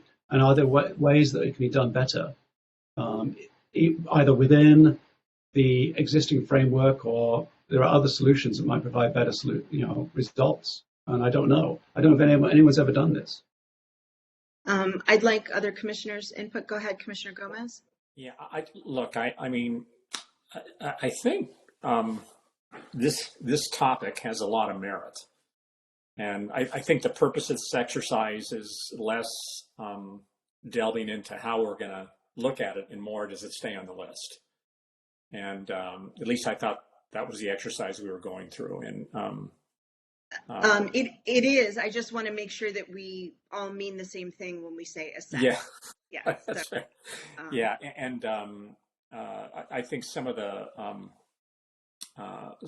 points made by Commissioner Borison are good ones, and I saw a lot of heads nodding, and would advocate that this stay on the list as we move down here. Okay. Yes. Me Vice too. Chair. I would too. Yeah, you want to keep it? Okay. Go ahead, Vice Chair Marasco. Go ahead. Maybe just to add what you stated, assess nonprofit housing providers in the context of, just to clarify, because we will be voting on this. I don't. So you want to clarify how we're going to assess them? Well, right? whatever wording that you use to explain what we're assessing. No, that's a good point. My concern, frankly, in terms of, and then Commissioner Borison, my concern, I guess, was that the nonprofit housing providers are supposed to be providing so-called affordable housing. My concern, and again, this isn't placing blame, because I believe the city has taken away the requirement to ask them for the lowest AMI categories to be covered. But my concern is that they don't have affordable housing that matches the lowest 3 AMI categories. And that's what I was interested in assessing. But that's, so, and that was going to be, I mean, it's part of the rental inventory by AMI, but because they also operate, as huge enterprises on their own, and they also get city funds, I thought it would be worthwhile assessing them from a comprehensively affordable perspective. But I hadn't necessarily been thinking of cost efficiency, Commissioner Borison, which seems like perhaps maybe more of a question for the audit subcommittee, or even just a recommendation that they be audited. Go ahead, Commissioner Borison, and then Commissioner Gomez. It's not really an audit to say, do your books balance, do all the dollars go in the right column, that sort of thing. It's more, I agree with what you're looking for, like to know, are there enough very low income units being provided? Are they being whittled away by inflation, that sort of thing? I totally agree with that. And that's part of this whole knowing what's going on inside CCSM and seeing how many units in the building are satisfying certain needs. And it's all part of the same sort of understanding what a typical building, how a typical building works, not in a strictly financial sense, although that's very important. It's the holistic view of a sample of buildings in the city to see, are they satisfying the needs of the residents, of all residents of the city, and just how much is it costing, where's the money going? But I don't want to get into too many details right now. Right. As Commissioner Gomez says, I just want to keep it on the list. Right. Okay. But just to give people an idea about what I was hoping to get out of this. Okay. No, I appreciate the distinction. Commissioner Gomez, did you have something? No. And then Vice Chair Marasco. And I just wanted to add, I believe too, it is about who's getting that housing. Very good point. May not be Yep. necessarily, yeah, it's who's getting that housing, Okay, how so it's let's, wait list or chosen. so how about, because assess is very broad, and assessing an entity is still a very broad statement. Assess the affordability, um, fairness, and some noun version of optimalization of that as a model. Is that what we're saying? Well, like value for money. I don't know. Is that the phrase? Okay. Yeah, I mean, enormous resources are put forth here, and what are we getting in the context of satisfying the needs of our residents, right? What are we getting in return? No, that's I put value for money. That's great. Yep. Okay, so moving on. Oh yes, Vice Chair Marowska. Also about the transparency of their inventory, because more buildings are going up. So, you know, my understanding is there's over 100 buildings already. So it would be about the transparency of the inventory as well. Okay. We have 4 things. Okay. Vacancy tax. Before we move on, I do need to step in and Please. clarify some things, if that's okay, about CCSM. Sure. So, in full disclosure, I am a lender that lends money to CCSM for acquisitions. They're a good partner of ours. And my company contributes to CCSM, in terms of we make charitable contributions to CCSM. In fact, I underwrite them pretty regularly. Mm-hmm. And so I guess I'm not really, I wanted to say that because I think there's an underlying kind of concern that I have a conflict of interest with my dealings on the Housing Commission and the Community Corp of Santa Monica. I don't see it as a conflict, and I see it more as an alignment of interest, where Community Corp of Santa Monica is trying to create more affordable housing within the city. I think that some of the ideas about Community Corp might be a little outdated. They are not, they compete for city funds and city resources at the same level as any other nonprofit that is operating here in Santa Monica. So if there are city funds available for the building of affordable housing in the city, Community Corp competes for those dollars like any other developer would.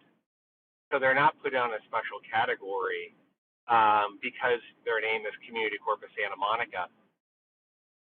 In the old-fashioned days, that was not necessarily the case. I think when there was a redevelopment agency active in Santa Monica, Community Corp, and there were a number of other cities throughout the state of California that had nonprofits that would develop affordable housing within those cities, and they had a much better relationship with the redevelopment agency, and so they would oftentimes win those dollars, and they would be sort of like the developer of choice for affordable housing.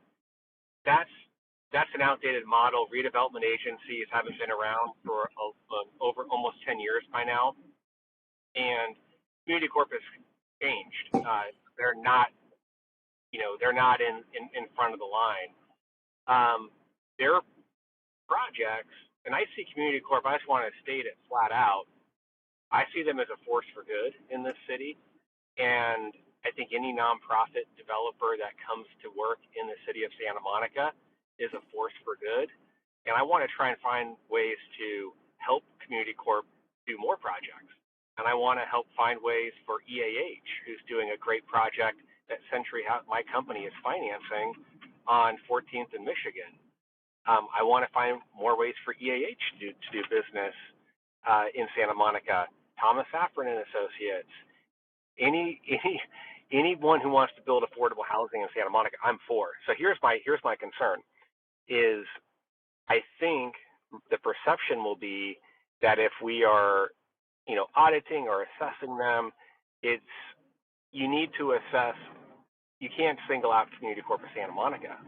And I also see, kind of going back to that like antagonistic kind of level, is like, we want to be a commission that encourages people to build affordable housing in Santa Monica. And if this is how we treat our nonprofit affordable housing developers, that's a red flag for me. And Okay, I'm gonna stop you right there, Commissioner Hamilton, because we're getting way off topic. I appreciate your disclosure. I don't believe we actually singled out CCSM. We were talking about nonprofit housing providers, which applies to quite a number of organizations. And we've already said that we're going to be revisiting the mission statement, and that we're not carte blanche advocating for building housing before determining what our existing inventory and then needs are. So I hear you. I'm not a lawyer, so I can't speak to your conflict of interest. It sounds like you may have one when it comes to weighing in on this issue when the commission meets. That's something we can address with the city attorney's office. If we're dealing with specific, like, we need to make a decision about Community Corp of Santa Monica in particular, yeah, I'll recuse myself, and I've had to do that in the past on other commissions. But what I'm saying is a general kind of statement here that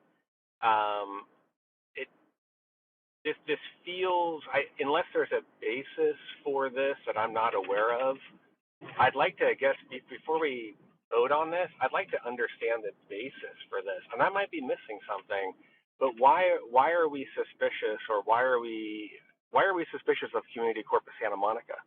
Okay, first of all, nobody said that they were suspicious of Community Corp. We said that we were assessing their efficacy in several different categories, which is our job, to assess the efficacy of all kinds of housing issues in the city. Commissioner Borison, did you have something you wanted to add? I'd like to agree with what the chairperson just said.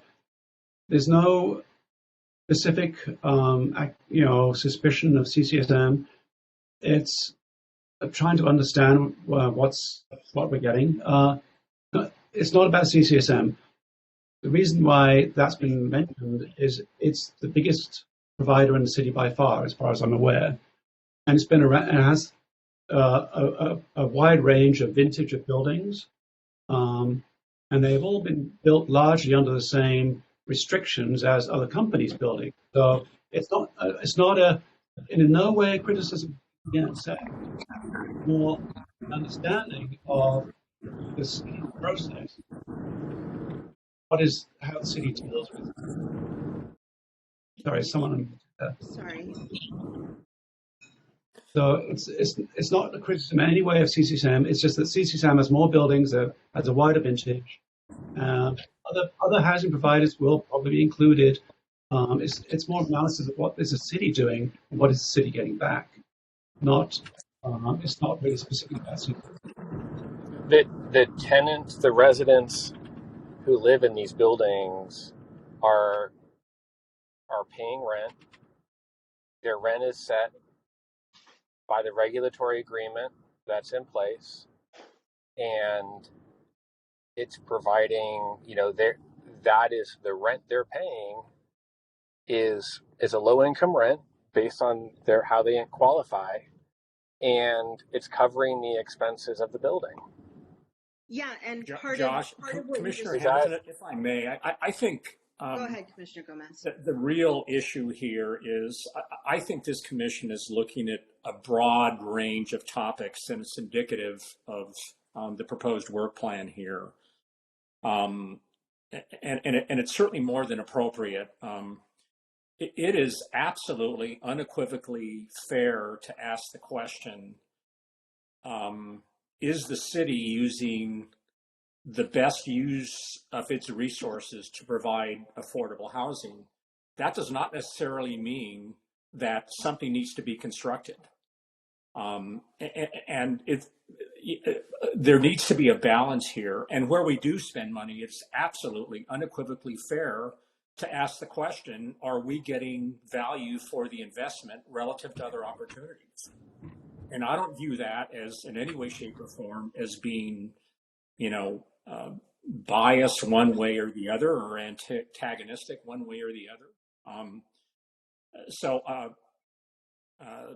again, that's my view. When you're, yeah, okay. I mean, I guess when you're submitting a nonprofit who's at work, doing good work in this city, and you're asking them to justify, how they operate themselves, there's a lot of other questions about how they choose tenants and whether it's fair and equal. And I guess that is not me. That feels like there is an underlying issue that is not being spoken.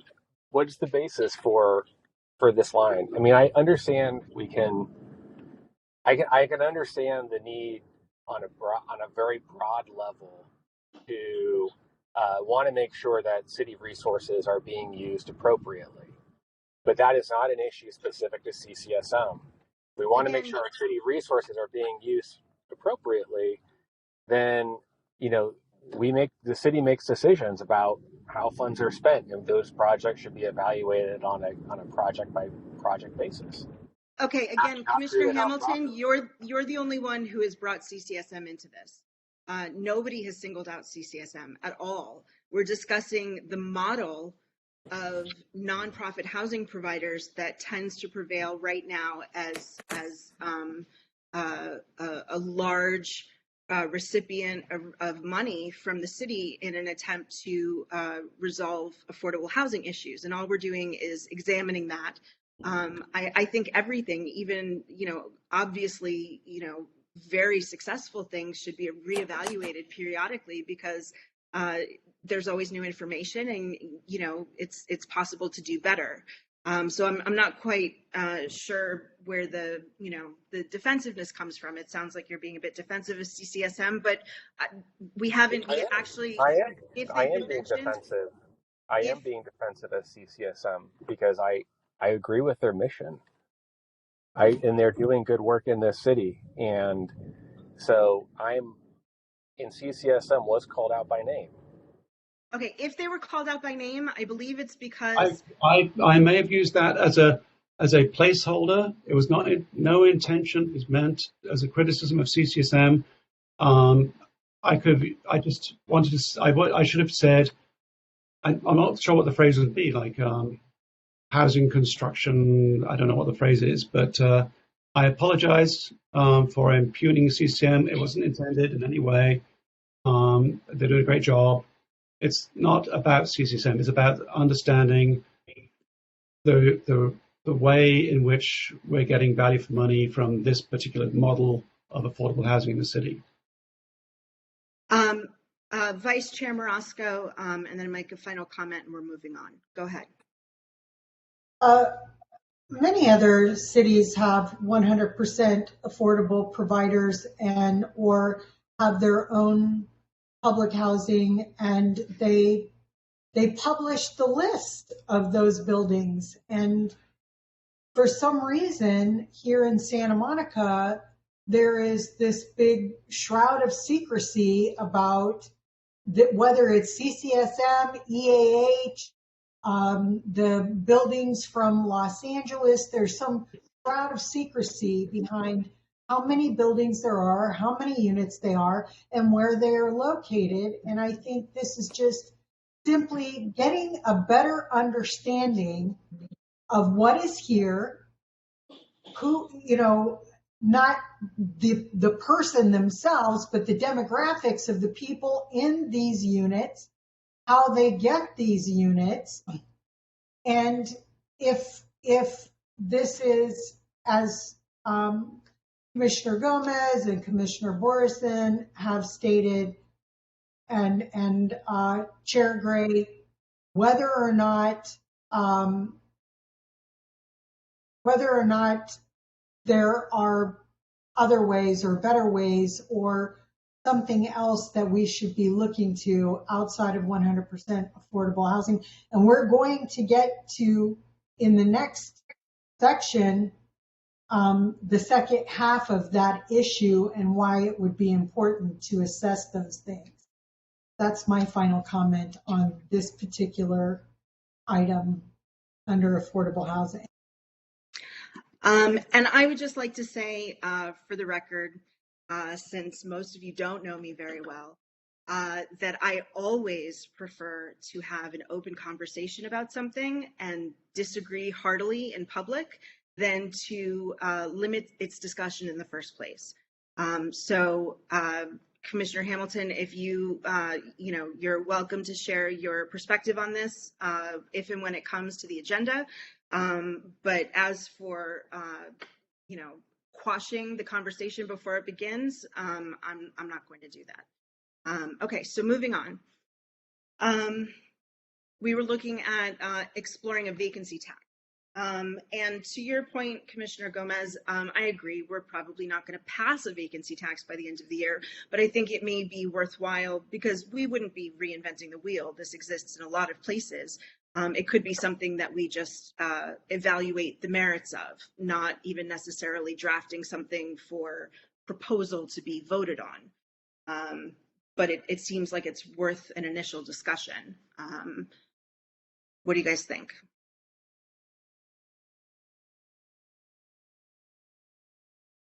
Don't everyone shout at once.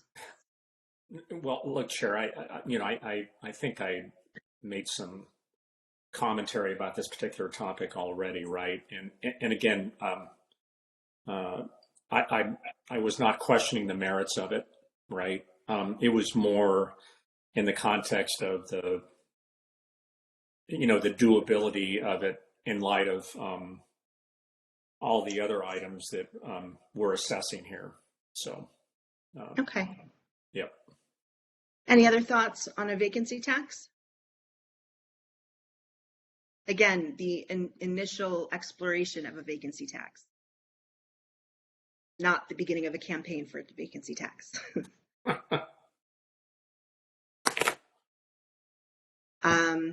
Yes, Vice Chair Marasco. I'd say keep it on there. It's just exploration. I am interested in it because I think that we, even on my own block, I know of 3 buildings that are mostly empty. My own unit was empty, I believe, for 2 years. And I think that it seems it seems at least worth exploring. So I would like to keep it on there. Short-term rental enforcement. I do understand that there are some ongoing lawsuits challenging this in both in Santa Monica and elsewhere. I don't want to let that deter us, but it's something to keep in mind. What do you guys think about short-term rental enforcement? Go ahead, Commissioner Gomez. Yeah, this one I don't have data to back up my position, so let me preface my comments with that. I just don't think this particular category is as important as most of the other items we've talked about so far, and consequently, I don't think it should be on the list. Okay, Commissioner Borison? Yeah, I think there are some pretty heavy duty lawsuits going on. City's fighting this. It's kind of out of our hands. We can talk about it, but it won't really achieve very much. I think we might be better off spending our time on other things. Well, I have already extended an invitation. A gentleman from Code Enforcement to speak to us about short-term rental enforcement. and he was told that they are currently looking to fill his supervisor's position, and once that's done, they'd like the supervisor to come and speak to us. So if that's okay with everyone, I'll keep that in queue for them to come and speak to us. That doesn't have to be a large effort on our part, but I would like to hear how they think it's going, you know, give them feedback at the very least that there seem to be 30 or so Airbnbs going on within half a block of me and what they think of that. But yes, this won't be, you know, this will be a limited engagement. And then the ancillary costs of affordable housing. Commissioner Borison, this was your suggestion. It certainly sounds like it has merits. I'm not sure if it warrants, you know, a place on the work plan for this year.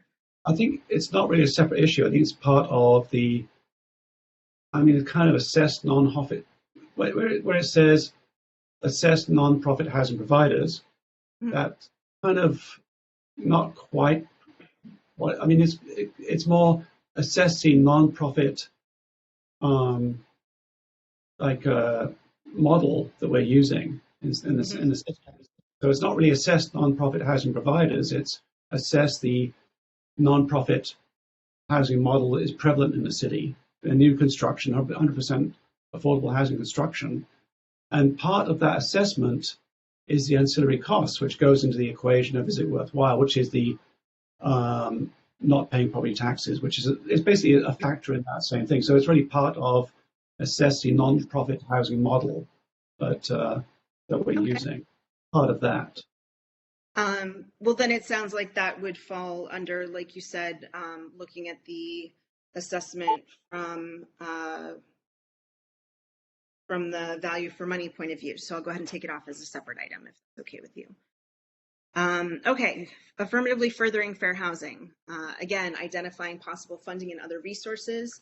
Again, I imagine that this would be mostly illustrative. Go ahead, Commissioner Borison. Is that different from the one in the previous? There's one in affordable housing, and then there's identify all possible funding for affirmatively furthering fair housing. And I'm a bit confused by what the difference is between this one and the one in the previous section. Well, affordable housing is referring just to housing from a financial standpoint. It's affordability to the people who need to acquire that housing. Affirmatively furthering fair housing has to do with, while it does incorporate some monetary aspects, it includes things like ADA training for the housing authority staff, looking at deconcentrating 100% affordable housing in certain neighborhoods. So, and an example of how there might be a funding example of that would be that the federal government in all likelihood has some pot of money available to help cities. Actually, there is one that I discussed with Vice Chair Marasco earlier today. There's a program that helps people move into historically more privileged neighborhoods to better distribute subsidized housing throughout cities. So that would be an example of that, where it has to do more with fair housing and not just affordable housing. Yeah. But again, I think if we, you know, again, we're not all becoming grant writers or fundraisers. So I think some of this will be for illustrative purposes to share as advice with the City Council and the Housing Authority Board in order to direct them to apply for things like that and put more focus on it. I'm not sure if Vice Chair Marasco is with us, but I was going to ask if she agrees that that sounds about right.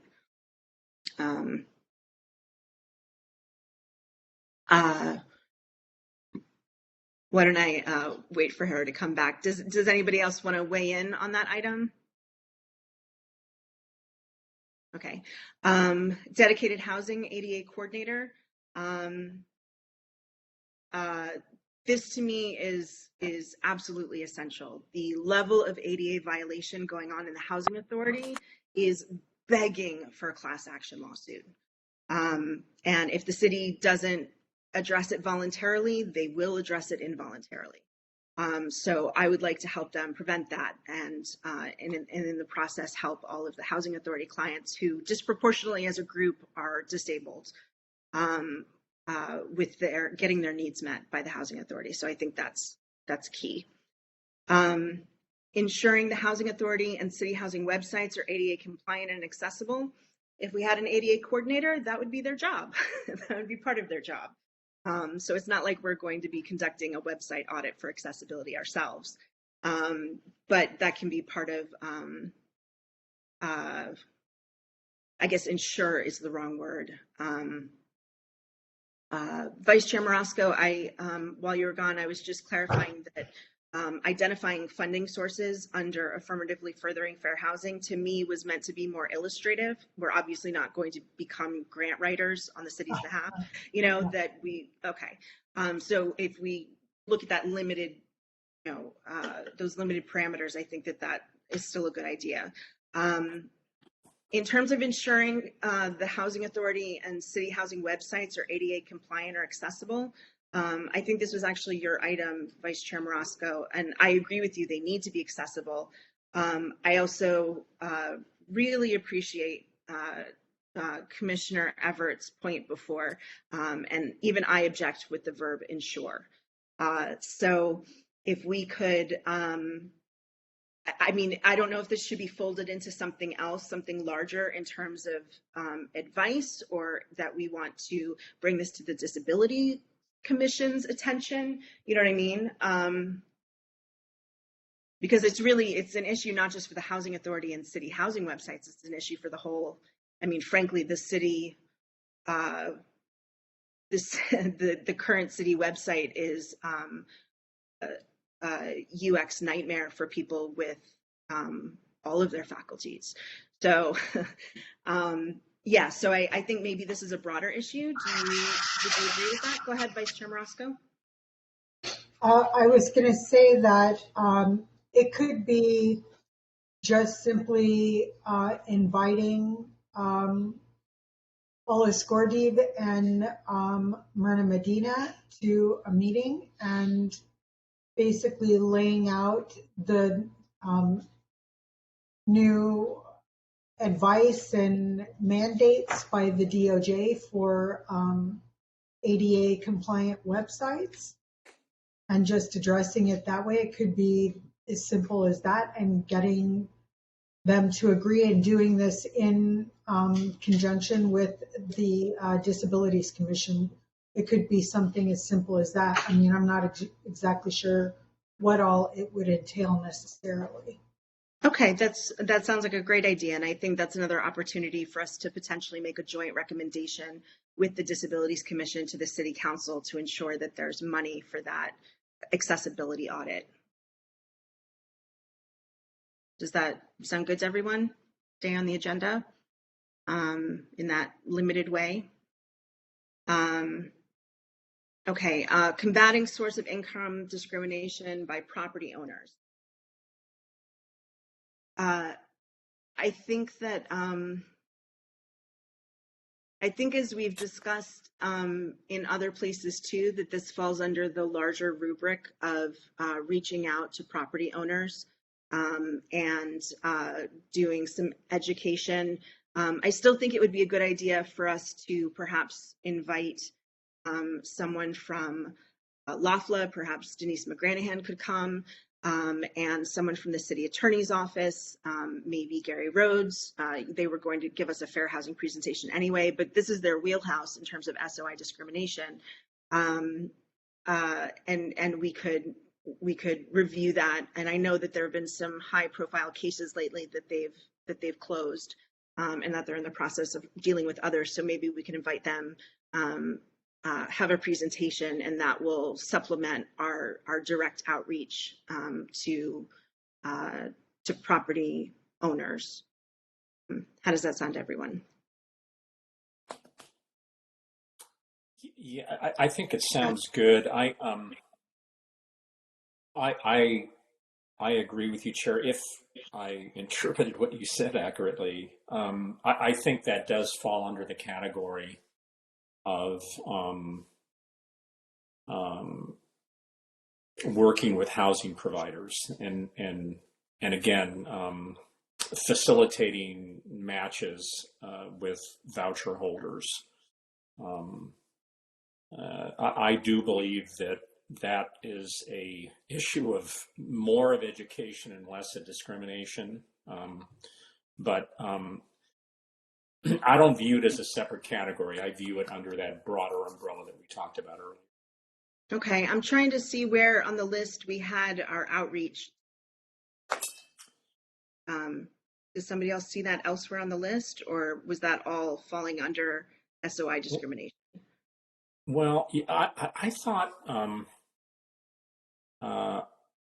thought we addressed it when we were going to entertain how we positioned that staff position that we were advocating. Right. Right, and I remember clearly discussing the outreach. I just don't see it here, and I overlooked it. Well, I don't think you did. I just think that we changed the list and it's not reflected in this yet. So okay. I do think it's important, and maybe this is a different way to look at it. The focus of affirmatively furthering fair housing, ideally, just like women's studies programs. I have a degree in women's studies. And in an ideal world, that program wouldn't exist. It wouldn't need to, because women would be incorporated in all other disciplines. So ideally, affirmatively furthering fair housing would not need to be a subject of discussion, because it wouldn't be an issue. Because it is, and because I think we're already, wending affirmatively furthering fair housing concepts throughout our plan, I think it's probably good for us to just call out explicit examples of us doing that under that section, even if it doesn't actually entail a separate work item, if that makes sense. It's just kind of calling out the things that we're doing anyway that also fall under that heading. Go ahead, Vice Chair Morosco.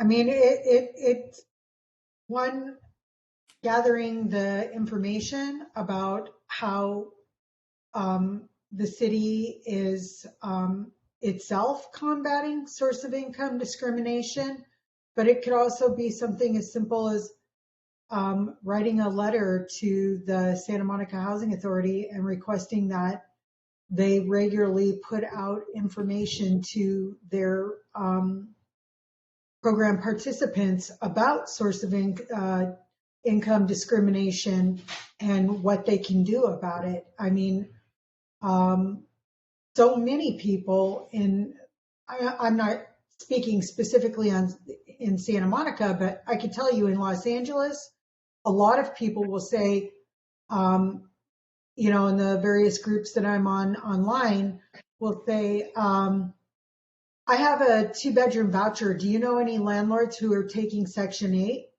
And it's like, this is a statewide law.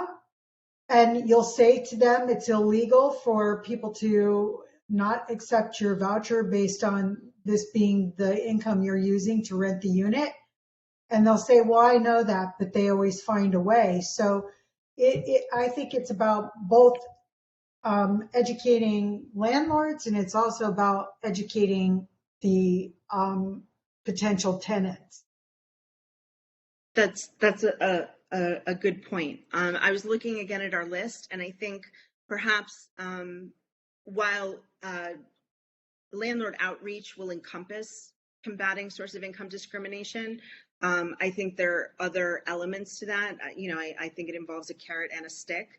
And so maybe instead of the landlord liaison, which again, I don't think is necessarily a realistic goal for this commission year, we can put the broader outreach to that, but it would be under the housing authority, the outreach to property owners, and then we can go ahead and leave the SOI discrimination under affirmatively furthering fair housing, but it's not necessarily a separate item. It's just drawing attention to that issue as something that we're also addressing. Does that sound okay to everyone?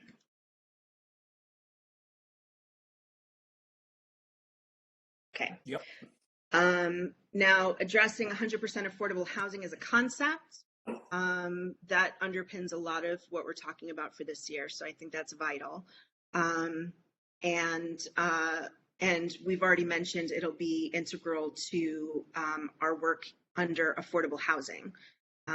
Again, it just so happens that it also is something that meets the needs of affirmatively furthering fair housing. So let's move on to the Housing Authority. Here's where we get to what's realistic. Obviously, all of these things are important. Identifying possible government funding and designating staff to apply for money. I think that's key. I mean, the Housing Authority is basically cratered as far as I'm concerned. They're working at half staff. You know, and bless the staff that are there. I mean, you know, a lot of them are very good at what they're doing. You know, but it's you know, it's not possible for them to run with half a crew. So I think it's important that we bring to their attention some possible government funding and encourage them to designate staff to apply for the money. And that can be something as simple as a letter that we put together as advice for the City Council. As a board, we can just agendize that item, if that sounds good to everyone. Does that sound good to everyone? Go ahead, Commissioner Borson. Just a general question. Who pays the wages of the Housing Authority staff? Is it from its general city funds? Is it from the housing trust funds? Where does that money come from?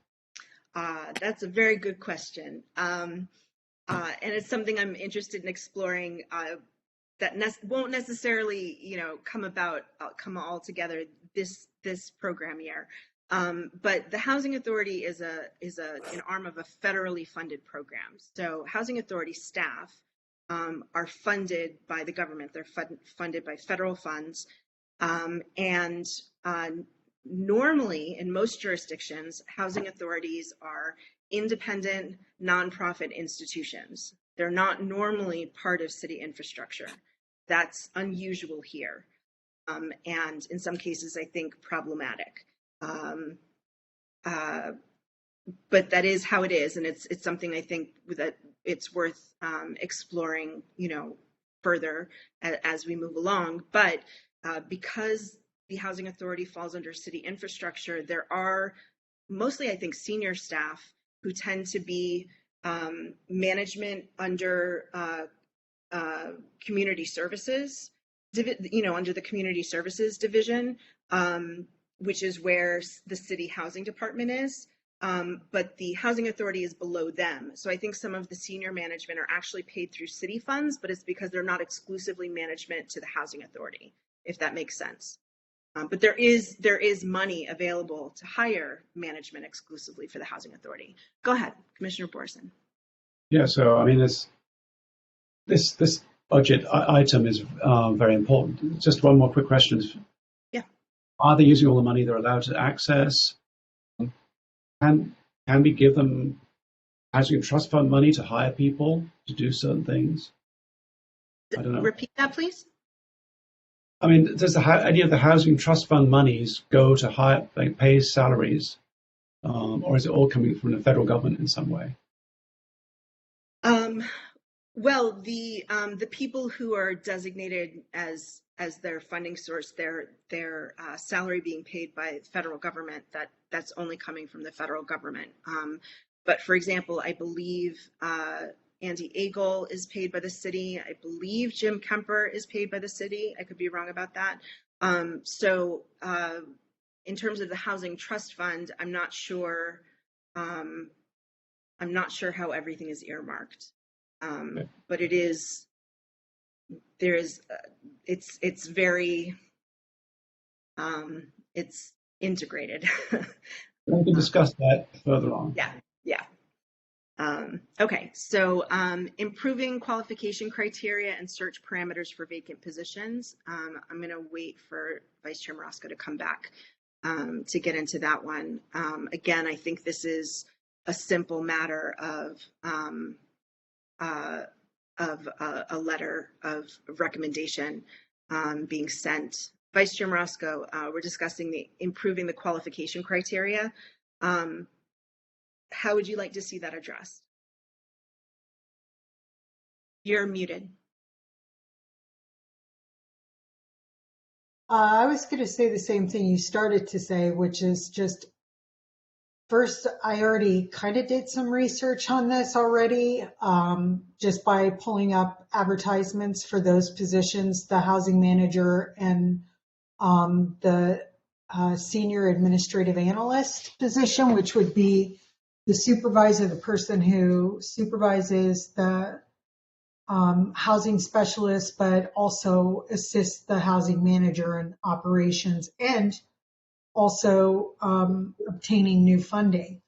But in the research that I've already done, pretty much all jurisdictions across the board are asking for specific qualifications such as, 3 to 5 years of working in housing, working with housing programs, and 3 to 5, or I'm sorry, not just that, but also knowledge of HUD regulations and guidelines, as well as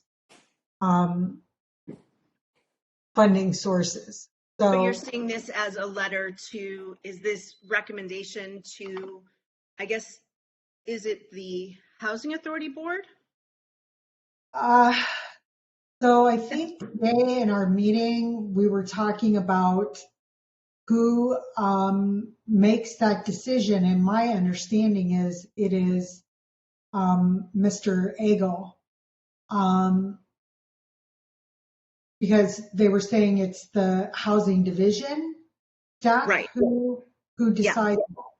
So I think it would be a letter to him and also the Santa Monica Housing Authority Board, maybe, and Okay, just here's, using the examples in the letter to state that the current, because they only had one application out, I guess they've taken it off the website, but I still have a copy of that first, not application, I'm sorry, ad. I still have a copy of that ad. So it would be simply pointing out that you're not asking that any applicants meet this criteria, and it across the board, right. it would be just standard. Okay, so how about this? Because this is a time-sensitive issue. Staffing is one of the first things that need to be addressed with the Housing Authority, and we want them to modify their search parameters for staff. And the Santa Monica Housing Authority Board meets very infrequently, but we know they're meeting September 13th. So is it too much to ask between now and then? Perhaps that since this is something you've already been working on, is this something that we could agendize for the September 1st meeting to approve recommendations that we can then make to the Housing Authority Board on the 13th? Sure, Okay. that's very doable. Okay. I'll make a note to agendize that.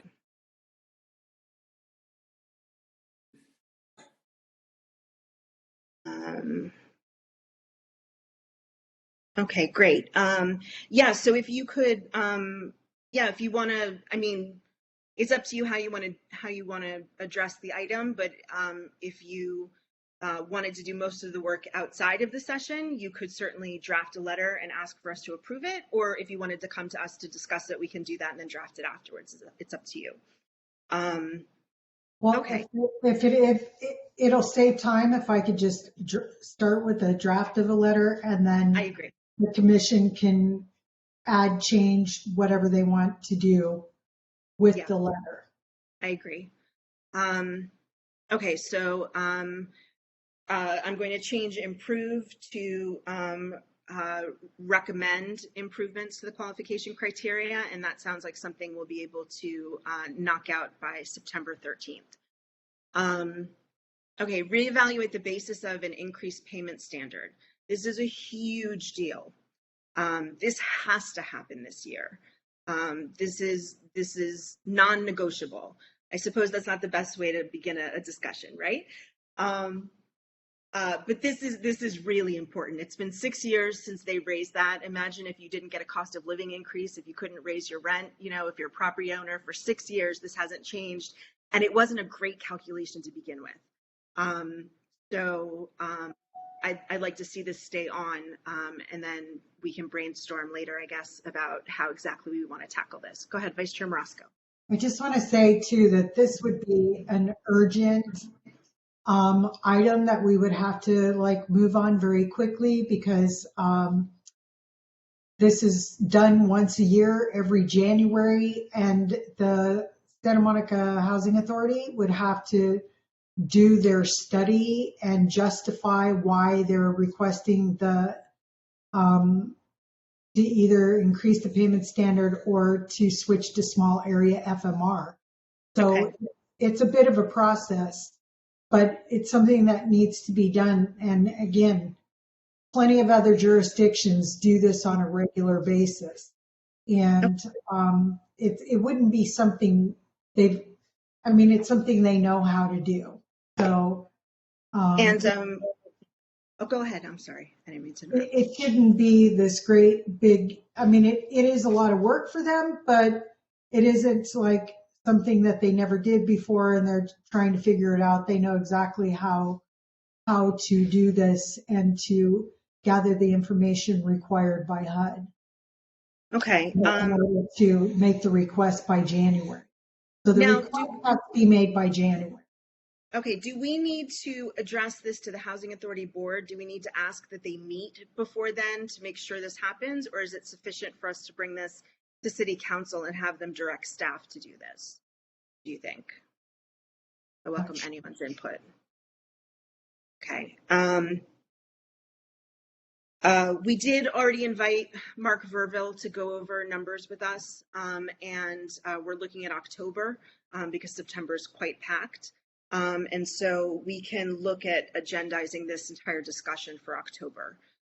How would that be? Still give us enough time for them to address this by January? Okay.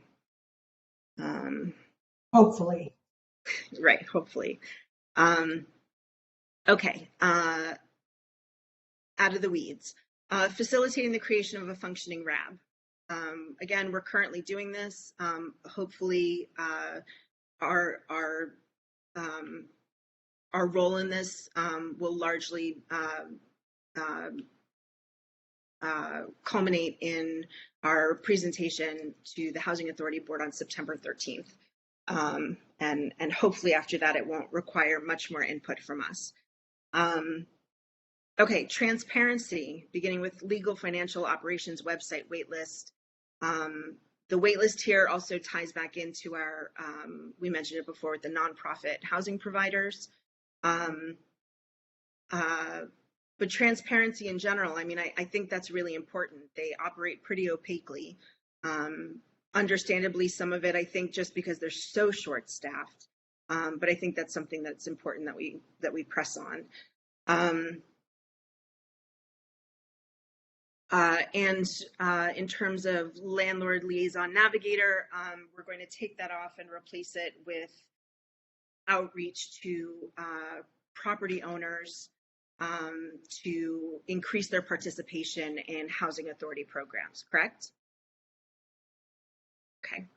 And then increased mass communications, that was mine. I withdraw. That's putting the cart ahead of the horse.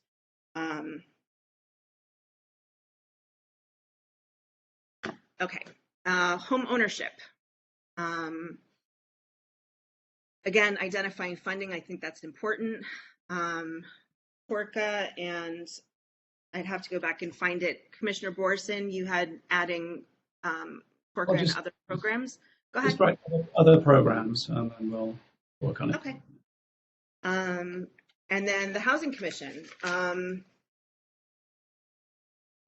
Staff role clarity of utmost importance. Staff liaison. Did we want to revisit this, or we're set on agendizing this and bringing this to City Council? Go ahead, Commissioner Borison. Just a quick question. The Housing Authority are having a board meeting in the near future. Yes, September 13th. And can anyone watch this? Yes, it's open to the public. Okay. Because in Santa Monica, the Santa Monica Housing Authority Board actually consists of the city council and 2 tenant representatives. So they build that into a city council meeting and make it a temporary dual meeting where they switch, hats for the duration of those agenda items and then switch back. So it's essentially, it'll be a public council meeting that you're welcome to attend and contribute to. Okay, so for home ownership, obviously those things are all important. There's not much there. I'm sorry, we were on the Housing Commission. So staff liaison, where did we land on that?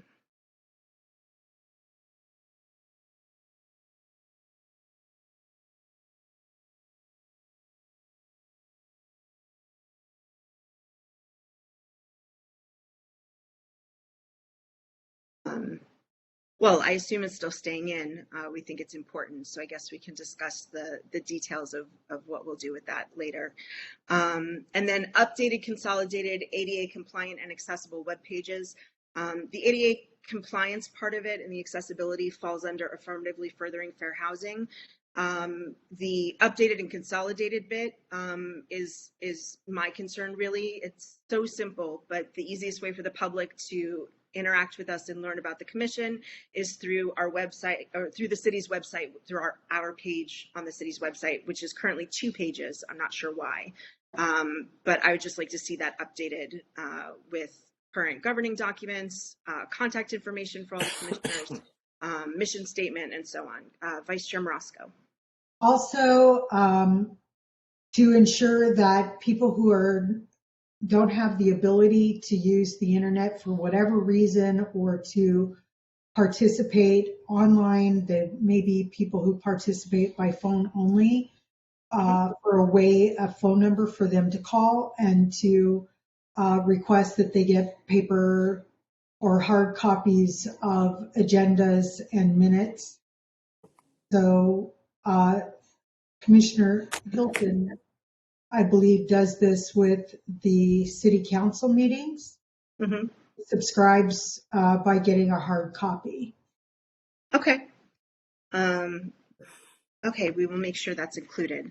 And then a commission manual, that's, I don't know, on the one hand, I think it's a pretty basic thing that all boards and commissions should have when we have new people, that they should have it to refer to, and existing commissioners.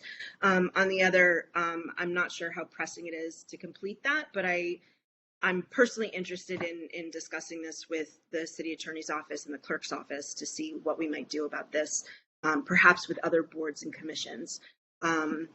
So I'm not sure if we want to keep it on the work plan, or if we want to reframe it, not as in we'll have a completed manual, but put in the work plan to, Vice Chair Morosco.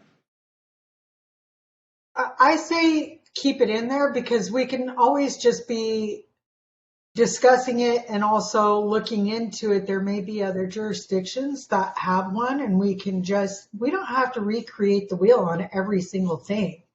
I like to just look around at different cities and what they're doing. Okay. So I would say keep it on there. Okay.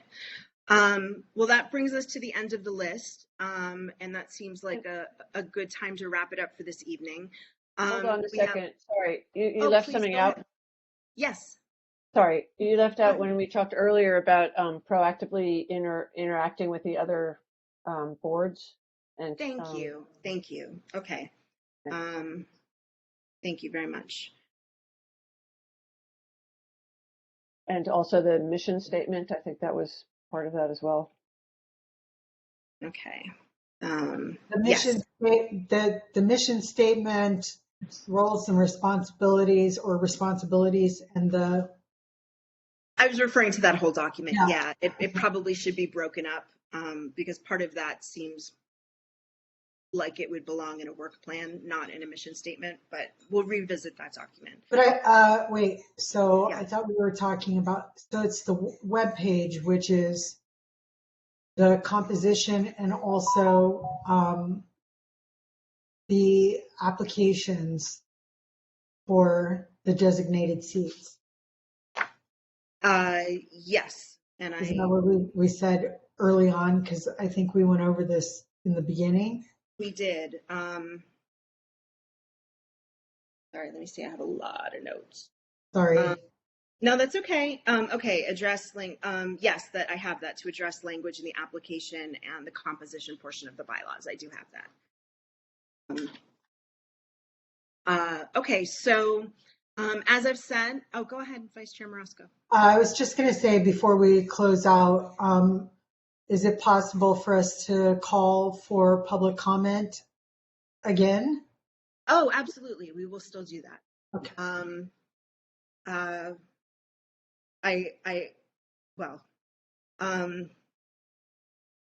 So regarding this list, so we're done adding. I would like to, the things that remain to be done for this to be a completed work plan draft are, I will update it with all of the input from tonight with changes, omissions, and additions. We need to determine the extent of the actions that each of these things will entail. We've done a lot of that already. Some things are just a letter, some things will be a multi-pronged push. Some things will require maybe standing subcommittees, and that's something I want to discuss at the next meeting. But take a look at this, think about things that we haven't addressed yet that might fall into that clarification category for our next and last meeting. And then I also want to look at, it's not binding, but I'd like to look at things that are time sensitive that need to be addressed at certain times of the year to make sure that they're addressed appropriately, which we've already started doing. And then again, as I mentioned in the last meeting, please think about, what draws your interest, what you think you might like to be the point person on, or to help somebody else who is the point person on, just to collaborate with them. And also keep in mind, in terms of categorization, because there's some, I don't think it's necessary, I don't think we necessarily want to have subcommittees for each of these categories. And there are some that seem like they overlap, but just keep in mind what subcommittees you think might be useful for us to have just for the coming year. I have to look into the definition of a standing and ad hoc committee. I understand generally, but any subcommittees we propose, I really would only want to be active for this work plan year and then to be revisited again next year. So keep all that in mind, and we will finalize it at our next meeting, and then we will present this for adoption on September 1st, where we will also be discussing the RAB. We will have Alex Elliott, the chair of the Disabilities Commission, joining us for a conversation about an ADA coordinator and working on the work plan. Thank you guys very, very much for all of your work tonight. I really appreciate it. Before we go, I would like to open it up again to public comment. John Alley, do you have a public comment? Yes. Yes. Can you hear me? John Alley, and then the number ending in 4931. Go ahead. Sure, thanks. I think we need to keep emphasizing that, first of all, thank you very much, all of the commissioners, for your time and energy, all your preparation and study before each meeting. I appreciate your calls for transparency. Compliment Chair Michelle Gray, Vice Chair Teresa Marosco. Lastly, we need to emphasize that progressive landlords, like myself, love Section 8 tenants. It works and it's right. Thanks. Good night. Thank you. Thank you very much, Mr. Alley. More public comment? Did the person in the phone number ending in 4931 want to make a comment? Yes, hi, this is Ann Thanawala.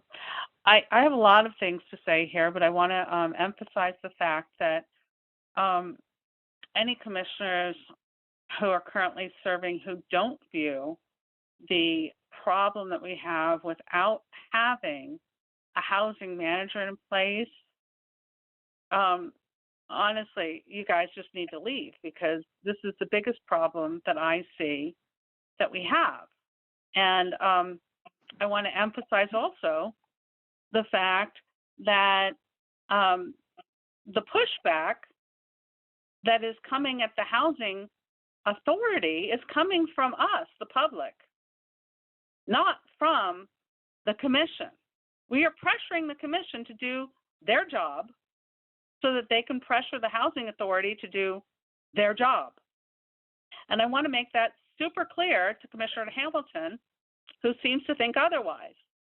And I appreciate the comments by several of the commissioners, including Commissioner Hamilton, Commissioner Borison, who was completely on point with regards to needing a new version of TORCA 2.0, because the only way that we are going to retain a community that is equitable and is absent the private equity investors who are all over this city, who don't give a damn about our community and only want to make money,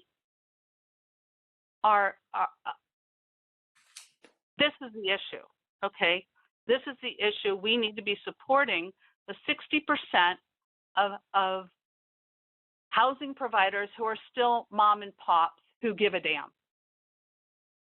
All right, and Commissioner Gomez made a very good point, and that is that we don't necessarily need to be developing more so-called affordable housing that isn't necessarily a workable solution to our housing issues. We need to be supporting housing that can sustain the community.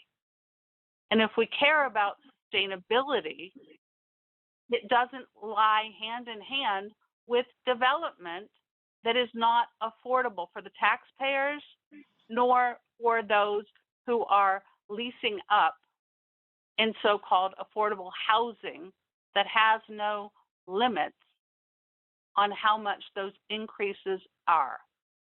That said, I also want to talk about the money for rent control burden tenants that has to move forward, the RAB letter that has to move forward, the vacancy and the rent control inventory that has to be moved forward, the vacancy tax that needs to move forward because that will in fact kill the private equity investors who have landed here like locusts on our community to create division, to push out as many people as possible, and to turn the city into something other than a community, to turn it into something that is similar to what we once saw in the Wild West,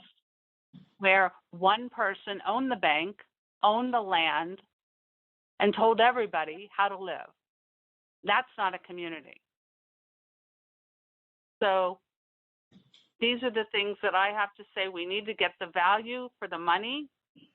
We don't need people here who are lobbyists on the commission.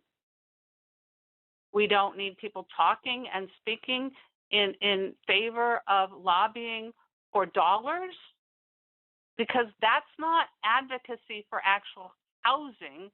That's advocacy for a policy that puts money in the pocket of the person who is advocating.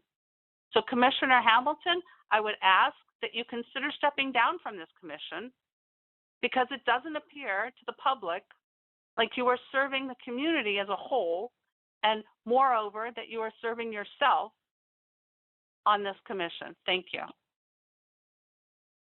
Thank you, Ms. Thanawala. Are there any other public comments? I think people are muted. Yes. Oh, okay. Sorry, hold on. Hello? Yes, go ahead. Hi, good evening. This is Olga Zurawska. First, I wanted to thank the Commission for finally undertaking to do what should have really been done on a regular basis over the past couple decades or so, at least the last 5 years for sure, as I actually have been participating in the Commission meetings since 2017 and witnessed myself how the entire portion of the Commission's jurisdiction that is related to the Housing Authority was neglected over the years. So I'm very happy to see the Commission pay attention to that part of its jurisdiction. And overall, I'm just glad to see so much energy from this Commission and such ambition. Even if you guys don't finish everything this year, it's really commendable what you're doing, what you're attempting to do. And also, I feel that I have to address some of the comments that were made when the Commission was discussing the Commission itself. I have to address some comments by Commissioner Hamilton, and it's mostly for the benefit of the newer commissioners who might not know the full story behind how this so-called antagonistic relationship with the staff started. Well, it's not really an antagonistic relationship with the staff. There were many efforts to prevent several of the commissioners who are now on the Commission from even assuming office. And that was done obviously before their appointment, so staff was not involved. It was done for political reasons. It was done at the level of the City Council and maybe the City Clerk's office. There were attempts to reappoint a person to her, a previous commissioner to her 6th term without the number of votes that it required to reappoint her. There were efforts to appoint one of the current commissioners to a seat that she never applied for, which was a political manipulation as well, and I'm not going to go into the details. But I'm mentioning all this just to give you a picture of, where it all started. This is all political, and it's got nothing to do with the Commission doing something wrong or the Commission being too demanding from the staff or being rude to the staff. This all started when this Commission got rid of special interests and new people came in to serve on this Commission who are not paid for by any special interest group and who are considered to be dangerous by the powers that be. And that's what we're witnessing right now. And staff is treating this new Commission accordingly, unfortunately. So that's something that we need to keep in mind. It's got nothing to do with how the Commission wants to work. It was already basically set in stone before these commissioners came on. And also I wanted to address one comment by Commissioner Hamilton where he said that he doesn't have a conflict of interest. In his view, he's just aligned with the interests of CCSM and other nonprofits. And he said that he just wants to find more ways to help the different nonprofits to do more business in Santa Monica. Well, when your job is actually giving loans to those nonprofits, then what you just said is a definition of a conflict of interest. So I would encourage the Commission to maybe forward this issue to the City Attorney's Office for a response on whether or not the city considers it a conflict of interest. But I think that Commissioner Hamilton pretty much stated it himself, that it is a conflict of interest. And that's pretty much all I wanted to say, but thank you so much for all your hard work. Thank you. Thank you, Ms. Zarowska. And I believe Danny C. had her hand raised. Well, yeah, I mean, I just wanted to say that all of this stuff about home ownership and the possibility of TORCA again and the funds from the feds being used to help people build generational wealth and get on their feet reminds me of what happened after the slaves were freed and they petitioned the government for land ownership, and they literally said, give us our own land and we'll take care of ourselves. Without land, the old masters can starve us and control us as they please. And I think this is so important. It was important in the 1800s. We did it to the Indians. We're doing it to poor people And I just hope that this movement really takes hold, because everyone would really benefit. There'll always be people that need apartments that don't want it. There's room for all of it, and I think, I really hope this takes hold. It's an area that I find so important, and I want to thank all of you. You're just terrific, every single one of you, and the call-ins too. Thank you very much. I'm so excited. I had no hope at all, and now I do. Thank you so much. Commissioner Everts, did you have something? I see that your hand is raised. No, that was like from hours ago. No, I'm good. I'm so sorry. And, Okay. no, you did it was a great job. I enjoyed tonight. Thank you. Okay. Are there any other public comments? Vice Chair Morosco, did you have something you want to add? Just one last thing. So the Santa Monica Housing Authority, the letter has already gone out to program participants, but only to, I think, 907 people who had email addresses on file. And so Chair Gray did request that they send out the notices to the rest of the people who didn't have email addresses on file by mail. And they basically said that they weren't going to do it because they didn't have the funding. And so now it is item 16E on the City Council's agenda. So for the city to provide the funding that they need to mail these notices out to the rest of the program participants, which could be 2,000 more people getting a notice.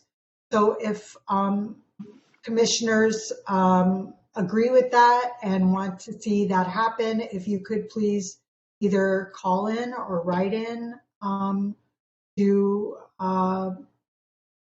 back that proposal for agenda item 16E. Thank you, Vice Chair Morosco. Are there any other public comments?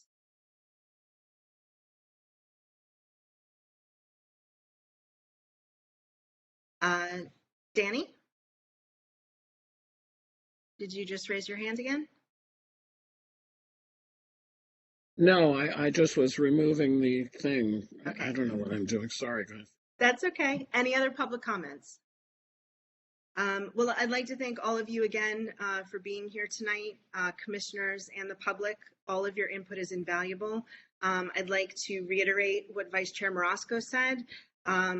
As ridiculous as it sounds to me for a federally funded multi-million-dollar institution to not have the money to mail a letter, that seems to be where we are, and it is itemized tomorrow night on the City Council agenda, item 16E. So please, if you agree, go ahead and write to the City Council and encourage them to vote in favor of 16E so we can get this letter out and help create a functioning RAB. I'm not sure if they're taking calls for comments, but you can comment in person. And I can tell you firsthand that I've had, at least on one occasion, someone kind enough who was there in person allow me to call their cell phone and make a comment that way. So if you want to sort that out for yourselves. And you need to write in before noon. Yes, it has to. Your email has to be posted before noon tomorrow.